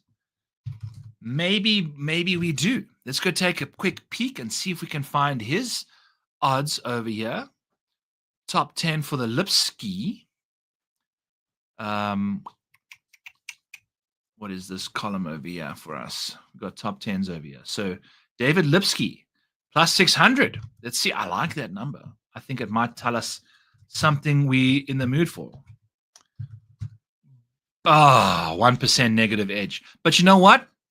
Because we like Mike, be like Mike, we'll take a gamble on him. I don't mind it. He's going off in the afternoon as well. Potentially a nice little mini weather edge over there. Let's see what he can do for us. So we'll put my Lipsky-esque play this week is Kenny's Carl Yuan. Okay. All right. Let's take a peek at Carl. And then once we're about done here, I'll think about some other outrights, but man, I just have no confidence in the outright market right now. I couldn't tell you who the hell's going to win this thing. Maybe it's a week to kind of just live bet some stuff, let the wind play itself out, take a shot at a different strategy, because we got to figure something out. We had Max Griesemann, had a good chance of winning this thing. Austin Eckert makes 9 goddamn birdies in 12 holes to take that away from us. Granted, he wouldn't have won anyway because he finished 4th and missed the each way. Carl, you on? What are you on, Carl? All right. Well, we've got an 11th at the Black Desert and a 4th place finish here. Hey, that is a trickling of decent form and some decent course history. What would we be betting him? We would bet him a top 5, wouldn't we? If that's his market. When he's finishing top 10, he's finishing top 5. Also got a decent top 20 track record. So maybe, but I don't think the model's going to like him enough to get there, though. Unless the number's big enough. Let's take a look for some Carl Yuan. Crazy Carl. 20 to 1 for a top 20. Top 10 finish. 20 to 1. I mean, that's a massive number. Plus 750 for a top 20. And then for a top 5, I wonder. 55 to 1 for a top 5. I mean, I guess Carl, like you said, I think Kenny said he got him at plus 225 or 225 to 1. So let's see. What was it? 20 to 1 for a top 10. 2,000. No, still not. Yeah, it's because he's so far down the model. You know, like that's the problem. Even though he does it enough, a 5% implied odds, and he's doing it 7% of the time, but he's not grading out the best. So maybe just a DFS option there. Also, Kenny knows his shit. You know, like you can bet these guys really well. So let's see. Maybe we do. It's got to be upside for him because his best ranking is upside. So yeah, we'll do DFS for Kenny's Carl. Also, shout out to Tom and Marty on X there, who bet like $2,000, or I think, on Carl at one of the tournaments when his tweet went viral. Fun stuff there. Okay. Any other situations we're in the mood for? Taking nominations for any other guys that you guys might be in the mood to take a look at. I can do that for you. I want to kind of do some more best ball drafts over here because that's kind of the mood I'm in at the moment. Some options we can go through over here for DFS. We've already spoken about that on the Fantasy Degenerates show. Patrick Rogers is a peculiar name, which people might be scared to play, but also love to bet him and play him. But he's also just, I mean, this third place finish is one of the best finishes he's had in a long time. So maybe this is where he has his breakthrough, but I don't know what he's up to. So yeah, that's what's going on there. Let me take a quick peek again at some underdog stuff here in the meantime. We're going to pull up my tool, the draft tool over here. We're going to find some plays, take a look at some names. I'm going to just do ones that have a decent set of guys so far so we can really see how this tool works. These are all ones that, yeah, this one. What's this? Beautiful. Let's go to the scramble number 7. So if you do these slow drafts, all you do is you just make a copy of the tab. You just go duplicate. Boom. Go right there, duplicate the thing, and you have it. You know, we are on a stream, so it's taking a hot minute, but I'll just put number 17 here for when I get to that one at some point. Hide this out of here because that's what we were doing. Number 7. Let's take a look at what we need from our guys in the 7 hole. So it looks like this is also from like a previous edition. So this is like mine. It's not the pretty one. And we've got Ludwig, Hideki, Akshay, and Ben Griffin. Glaring holes in Mexico once again. The CJ Cup once again. The 5th and 1st in round 4. Canadian and JDC. So I feel like there are going to be names that we really want to look at for those. So Canadian, JDC, Mexico, and CJ Cup are some. Ooh, round 2, we need some Valspar. All right, so let's go down here, and we want to look at the Canadian. We want to make sure we can find someone that's going to be playing in the Canadian. Potentially target a bunch of these guys. We want some John Deere Classic as well. Yeah, the John Deere Classic not getting any love for my home state tournament. And then we want some Mexico. So we might have to like load this draft up with some golfers that we can pick whoever we really want because we're going to go all the way down the ADP rankings here potentially and get some nice names. And we've got the Canadian, we've got the John Deere, we've got the Mexico Open. What is the 5th one in round 2? That's the Valspar. So let's also pull in the Valspar. Yeah. So now we're going to make sure we can maybe find a guy that answers a lot of our needs. these kind of options, as you can see, the ADPs are going to be ridiculously appealing. We can filter by ADP here, and we got Mackenzie Hughes, Andrew Novak, Maverick McNeely, Matt McCarty, Sam Stevens. I've got Michael Thorbjornsson. By the way, he is, what is up with this? He's 104th, I think, in FedEx Cup rankings. So I need to go and fix that. But he's looking good. Matt McCarty is a sneaky option. He's currently 48th in the world, people. And he's 48th in FedEx Cup rankings as well. Is that what's really is he? That doesn't make any sense. Let's go take a look quickly and see. Just because I'm getting completely sidetracked here. But if he's top 50 in the world, I do believe that's the case. He's in all 4 majors. Masters and US and Open Championship are top 50 in the world get in. Then you're going to look at guys that are, you know what? I could probably just look at him on, is he over here? I mean, he's won multiple things. Let me look here. Matt McCarty.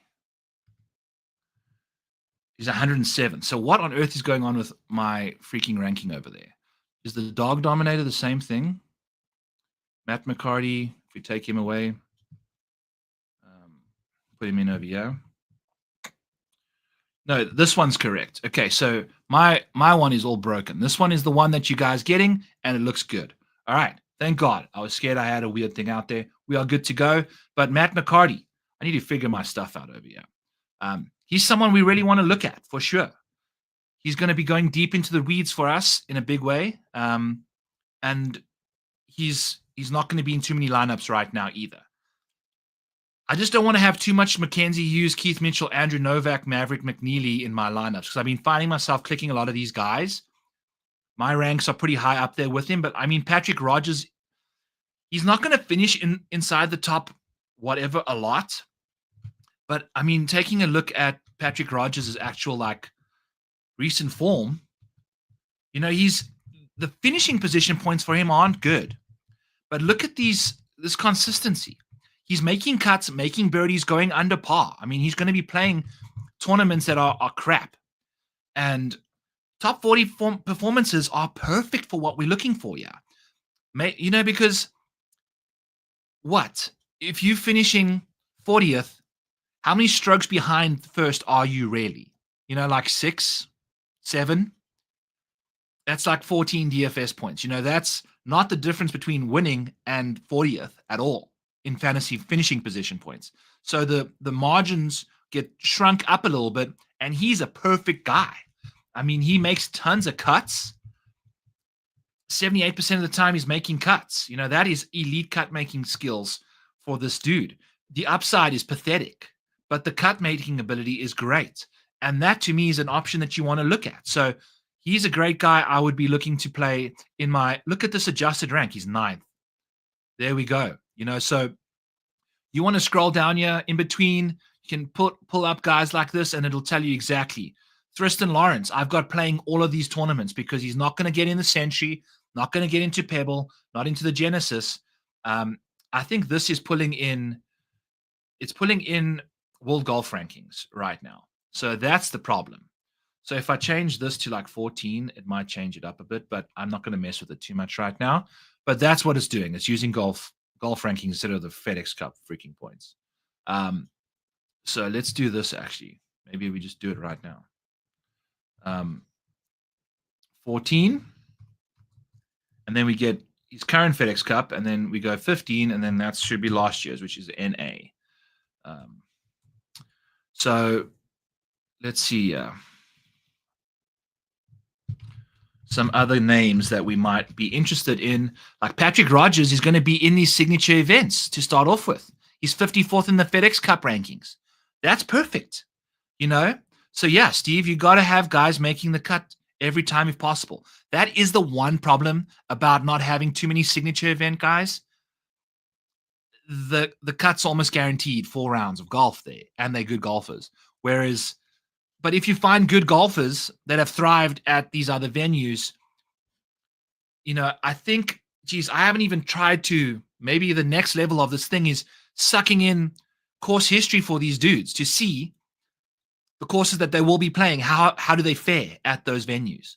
Maybe that's one way to go about it. But you can just use the rotoballer model over here, and we've got the made cut percentages for these dudes. So maybe I can suck in some made cuts. I think that's a great tool to have for the power rankings. Absolutely.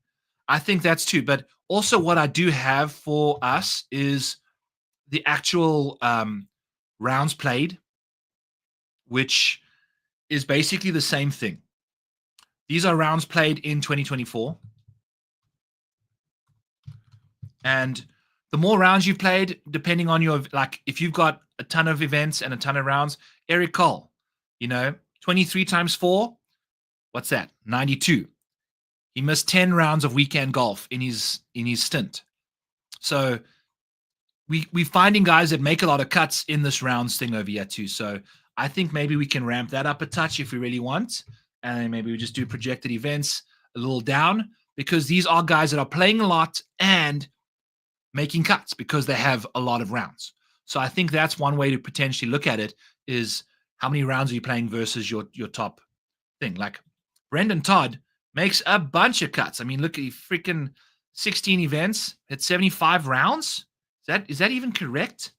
That doesn't seem right, but he is just a guy that kind of gets it done, in that space. So interesting things over there. Let's go back to guys we want to look at on my draft for us. So on the clock, we've got Ludwig, Hideki, Akshay, and Ben Griffin. ADP-wise, we've got Wyndham Clark, Tom Hoagie. I've been drafting a shit ton of. I do believe I'm going to keep hammering him right now. I think his ADP is going to drop significantly. And as you can tell, I like him a lot. He's not even, there he is in this range, and his projected events is good. His adjusted rank is 23rd. But what's really telling here is Patrick Rodgers is someone we're going to eye out later in this draft, along with Lucas Glover. I think, he's sneaky. He's not a guy that people will like. He's getting left off the board in some instances, is old P-Rod. 74th, we only can draft 60 guys. So definitely someone you want to be looking at in that department as well. So we're not going to draft him right now, but we're definitely going to kind of look at him at the end here with Lucas. I think Thriston we're going to go with at the 46th spot. Then we go Patrick Rodgers. Maybe we go Patrick Rodgers here, Thriston here, and then we go Lucas Glover here. Because we need these guys to kind of we are in desperation mode almost. If we don't start drafting them now, we won't even have 6 of them for the Mexico. But, finding 6 guys at Mexico is going to be tricky. But I think if you have 6 guys at Mexico, that could be a way to get completely different. Because remember, Commentating Nerd came out here and showed us his lineup that only had 2. So if you have 6 guys at that tournament, these other guys are also going to be playing in these other events. Maybe that's the way to go. So let's take a look here. We're going to go Mackenzie Hughes. Maybe we line him up and we pair him with all these other random dudes to get real different on the back end. Rasmus Højgaard is also another guy that you want to be looking at. He's a DP World Tour dude. So his FedEx Cup ranking is 128th. Everyone from the DP World Tour is first outside the 125. Thriston is top of the rankings right now. He's number 1 in for an alternate. Then Rasmus is 3rd in the rankings. So he's going to be 3rd in for alternates. They will get priority at the Sony. They will get priority at all these other events if they choose to play them. He's also 56th in the world. So you're getting him inside the US Open, and all the DP World Tour guys play at the Open Championship because they finished in the top 30 in the race to Dubai. That's who goes to the Open. So love these names for us down here, and we might just load up on them. But I don't know. I can't be sure that Thriston, like I've projected him. I've projected all of these guys that are new to go play in Mexico who are outside the top 125, along with guys that have typically played here, like Patrick Rogers and things like that. And if you go to the projected starts, sorry, this is my old one. Let me go to the DAWG Dominator. The projected schedule, for those of you that are going to be using this tool, where there's black boxes, that's where a new event is on the schedule because of a priority ranking, or if there's no number in there and there's an empty black box, that's what they played last year, but likely won't be playing again this year because Aaron Rye never played any signature events early, but he played the 3 stretches over here. So what I've done is I've manipulated a few of these schedules to get some guys out. You know what I'm saying? So this is all available to you guys over here. If you guys are in the mood for that, it's something that's going to be really important for figuring out our stuff. So I'm going to go ahead and draft. I'm going to go with Mackenzie Hughes again. He may be another dude that kind of lands up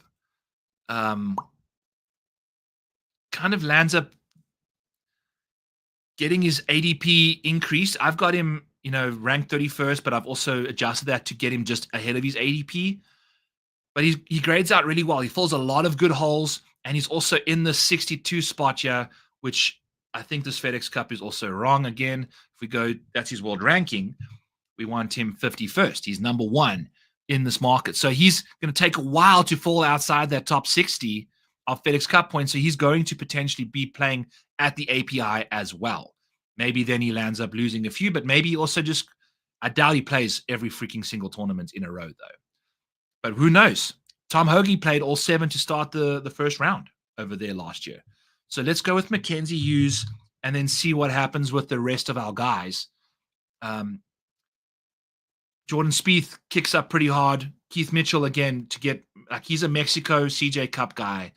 The more you use this tool, the more you'll realize who helps you get out of some pickles, Tony Finau is a Mexico Open guy that you can draft early. Then you're going to wait a whole bunch of draft spots to get down there. So Mackenzie Hughes now, after going with him, obviously he takes out his own situation there. Okay, so love Mackenzie Hughes for us over there. Let's get him in. We're going to leave Tom Hoagie alone, even though he plays a lot. But do we want to actually get him in here early? I don't know. Because what happens if we do Tom Hoagie?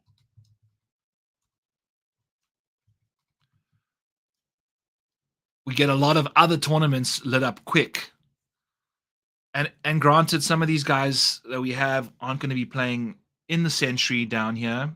He's not going to be playing in it, but Tristan will be. Lucas Glover will be not playing in that. Unfortunately, Nico will be. Good. Mackenzie Hughes does not play in the Century. Maverick McNeely does not. So maybe we need Tom Hoagie just to get him in there for the Century, and we're getting some solid. That's Tommy Fleetwood. We need Tom Hoagie. Let's go with Tom Hoagie instead, just because I think his ADP is going to go crazy. And number 1 rule is to have everyone playing at the Century. So that's that draft over there. And the thing with Spieth is well, Jordan Spieth, with the wrist surgery, I would imagine it was minor. I would imagine he's healed, but we're also getting a decent ADP value on him. I mean, where is Spieth in this? I wouldn't go nuts on him, but again, the longer you wait for him to determine where you will be drafting him, maybe he does. But what's beautiful about Spieth is at this ADP, we're getting a Masters berth, we're getting a US Open, right? Does he play in the US Open as well? He's in that. I don't think he's in the PGA Championship, but that's for the top 100. For the top 100 guys playing the PGA, which he's inside the top 100 in world ranking. So absolutely going to be looking at that in a big way. Let me change this as well on this freaking one. he's in all the majors despite not being inside the correct world ranking points for Old Spieth. So that's what you're getting from him is that guaranteed Open Championship. And if he's not inside the top 50 in FedEx, he's likely going to be having to chase tournaments, if healthy, down the stretch. Like he'll be playing at the John Deere Classic like he did this year. He's going to be playing in all these ones early that he typically doesn't play in because he has to. I don't know what his health is like. Let's take a look. We are going a whole. We'll cut it off here at 2 hours, but I will be back on Back Nine Bets tomorrow morning for these. Go check that out over there on my actual channel. Since his wrist surgery, fans are curious about his condition. Oh yeah, so I don't know. Yeah, I would imagine by now he'll be fine, but maybe he struggles. Maybe it was just a small surgery. Who the heck freaking knows? Unfortunately, that's the world we live in here. So we're done with Hoagie over here. That's the gamble you're taking. And maybe you just wait on Spieth. You don't kind of go after him. I don't know. This is a risk tolerance thing. You don't want to have him in like a third of your portfolio because he might not play well and he might land up re-injuring it or something. But when you need him to fill a hole, he seems like a perfect option at his current position. So, yeah, we'll see. This is the thing. That's why he's at his price right now. But I don't know. All right, so let's go to the scramble number 9. We've only got 2 drafted there. 2 drafted there. Scramble 15, nothing. Scramble 4. Okay, let's go to scramble 4. Boom, boom, boom. And this has probably also got the same freaking... I'm just going to go to an OG. I'm not going to fix all these freaking things. Let's go to my own DAWG Dominator. All right, so who did we have in number 4, though? It was Sungjae, Sahith, Eric, and Siwoo. All right, Sungjae. Sahith. Oh, my God. What is going on here? Okay, Sungjae.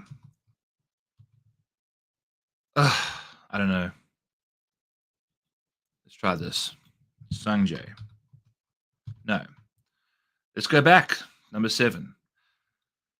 Number 6. What the hell were we? We're starting to leak fluids here, friends. Starting to leak fluids. Number 4. God damn. And half of these things aren't working on this side. My model, I need to get the DAWG Dominator in my land. You go back to that tool. All right. So Sungjae, Sahith, Eric Cole, and Siwoo in this range. Tom Hoagie telling us a lot to go to. Sam Burns, an option which we haven't drafted much of yet. We are in the 5 spot, so we will have it potentially coming back to us again. So we can go Sam Burns and then Tom Hoagie. We don't have a Sam Burns. Sam Burns was taken. Tom Hoagie was taken. Oh, cool. So we're going to get forced to do something different here. Tom Hoagie, Sam Burns. Brian Harmon is potentially a guy we're going to look at here. Ben Griffin likely is taken. Yeah, wow. This is an aggressive draft. Where did Ben Griffin go? Ben Griffin, 22nd. God damn. All right, so I think it's Harmon time. Let's take a look at why Brian Harmon is our guy. I mean, he plays...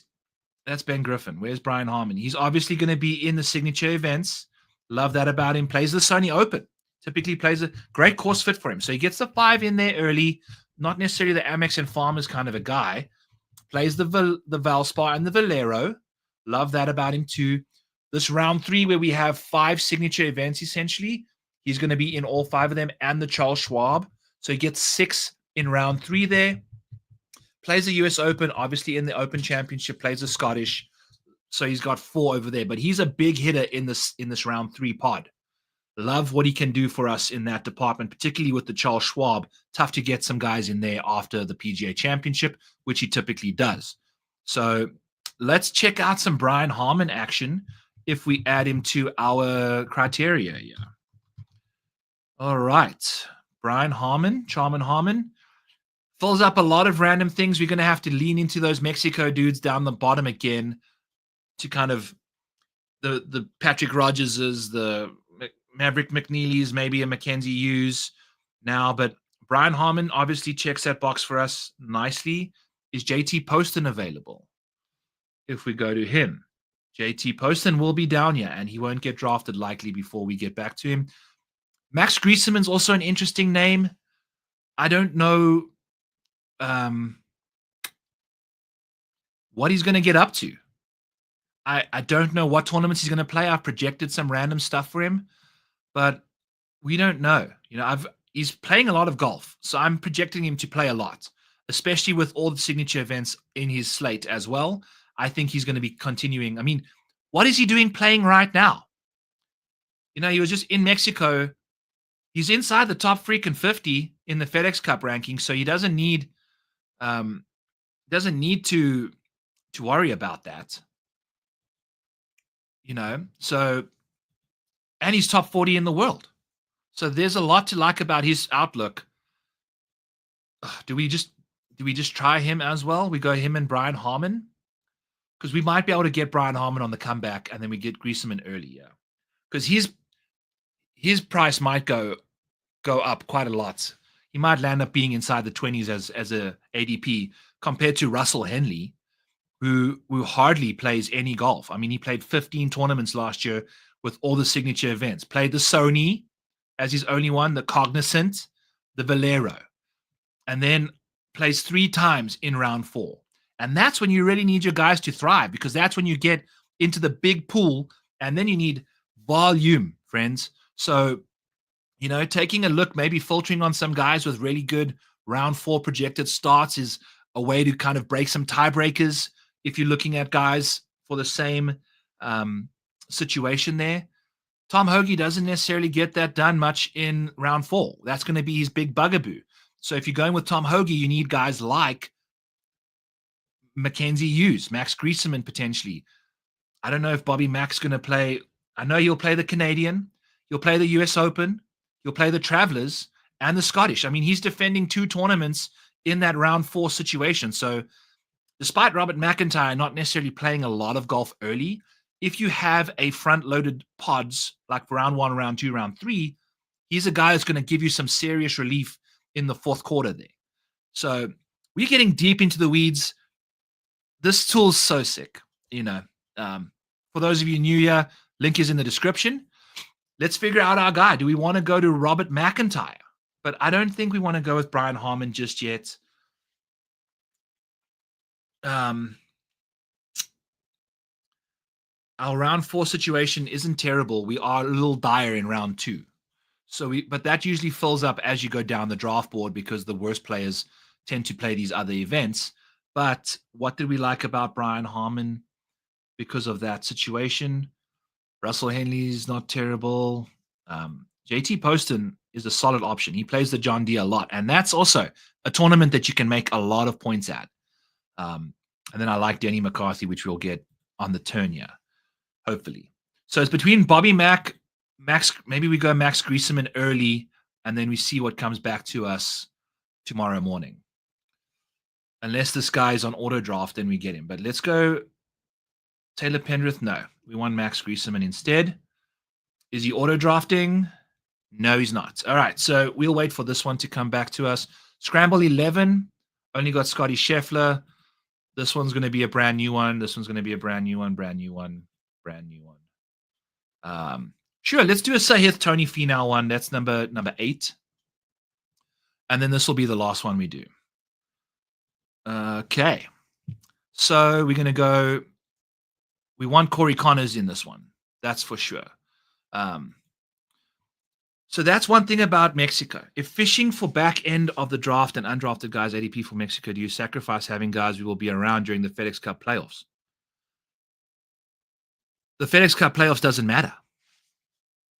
You're going to sacrifice signature events, but that's what you're loading up early on in the front.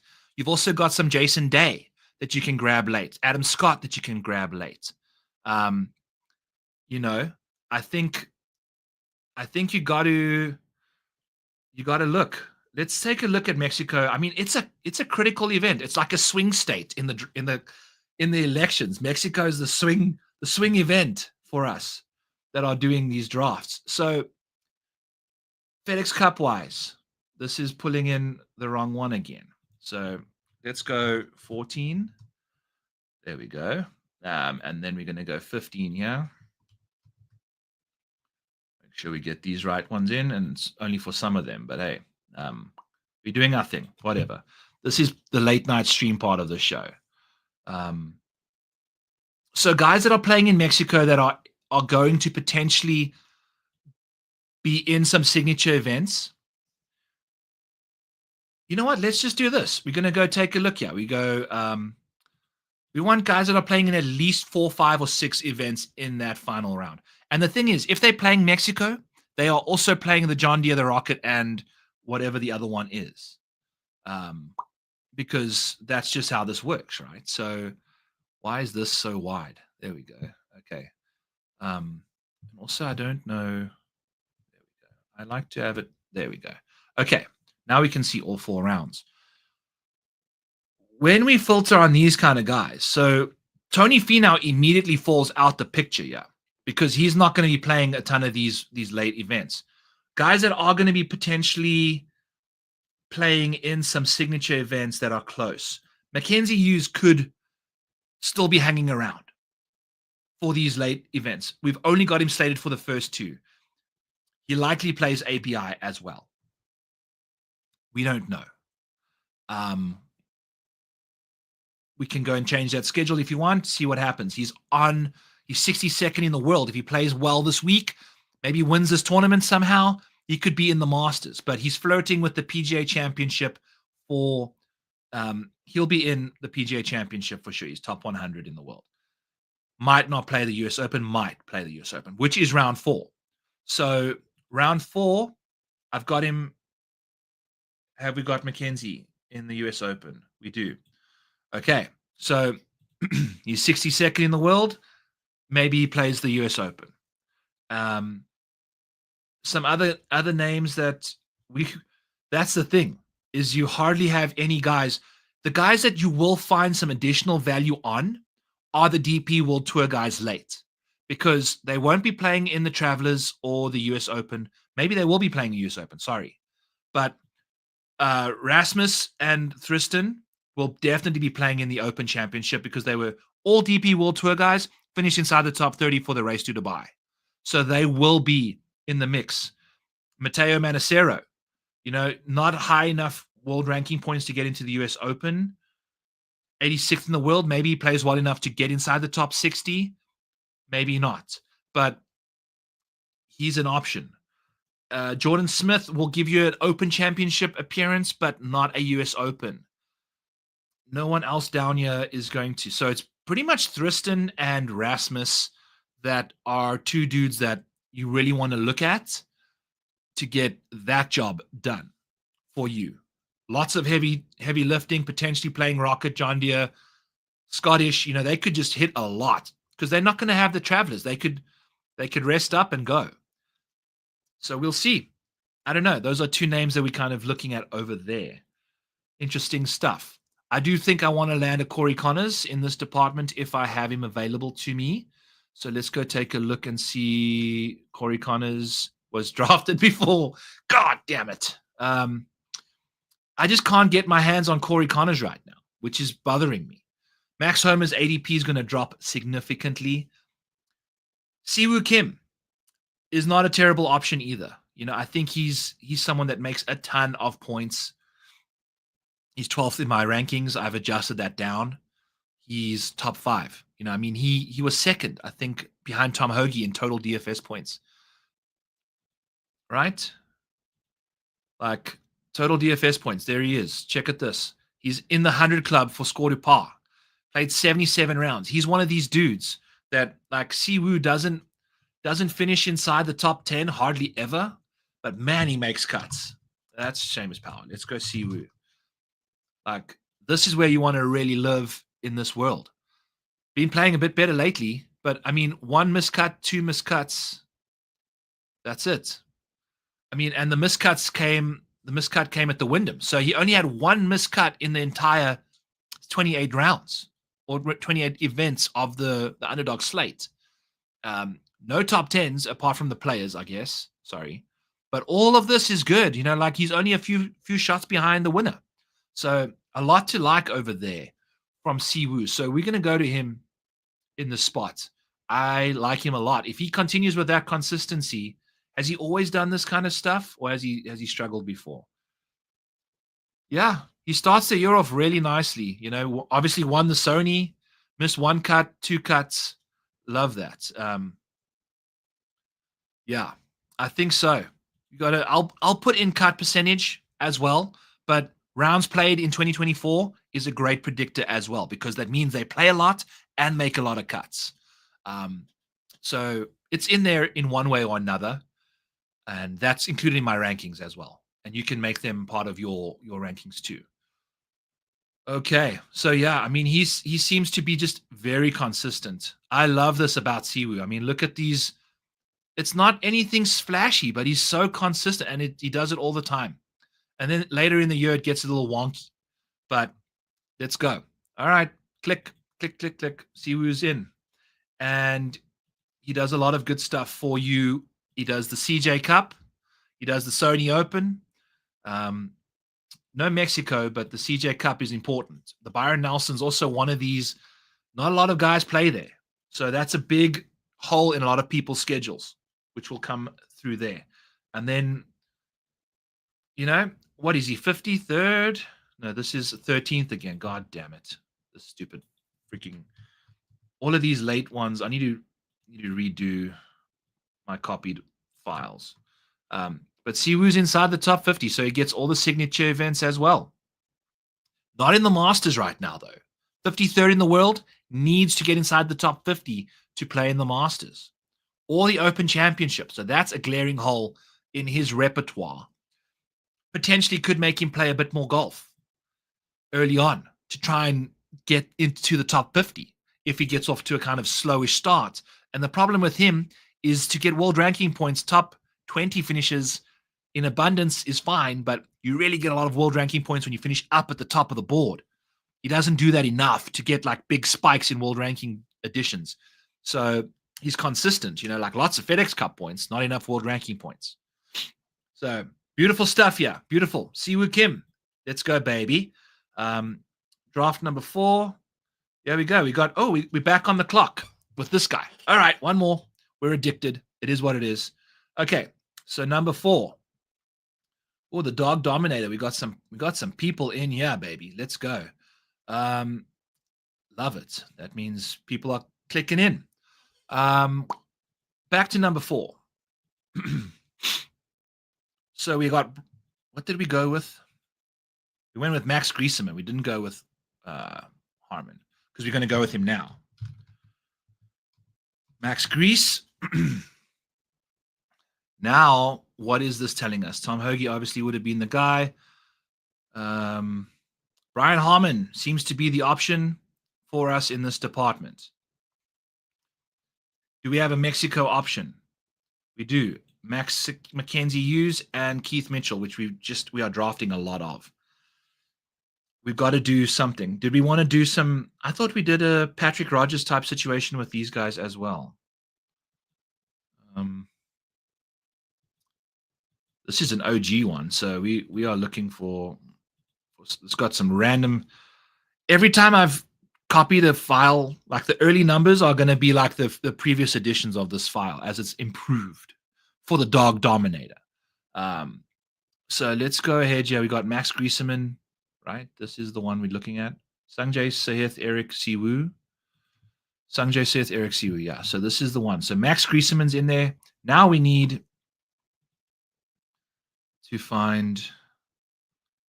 See, it does. I'm going to just put this in a different one, which I think isn't even working for some of them. Let's just do this one for now. Okay, this is an up-to-date one, the new one. Sanjay Sahith Siwoo. So what is it telling us to do? Yeah, we're going to have to go with JT Poston. No Mexico, though. Keith Mitchell, Mexico. Mark Hubbard. Ugh, golly. Mackenzie Hughes. Mackenzie was taken, right? Oh, all right. I think we're going to go with Mackenzie. Yeah, we have to get some Mexico guys in this lineup.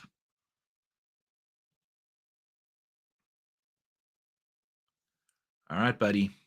What does it do if we do that? It gets us there. I mean, he's a great utility place. I mean, for your 6th pick in the draft, you're getting a Mackenzie Hughes that's giving you so much utility, man. I love him. I love him a lot in this situation until he changes his like draft position. We're going to be going to him in a big way. So, yeah. All right, where is he? I'm scrolling for random stuff. I don't even see him. Where is Mackenzie? He's 30th. Why don't I see his name? Anyway.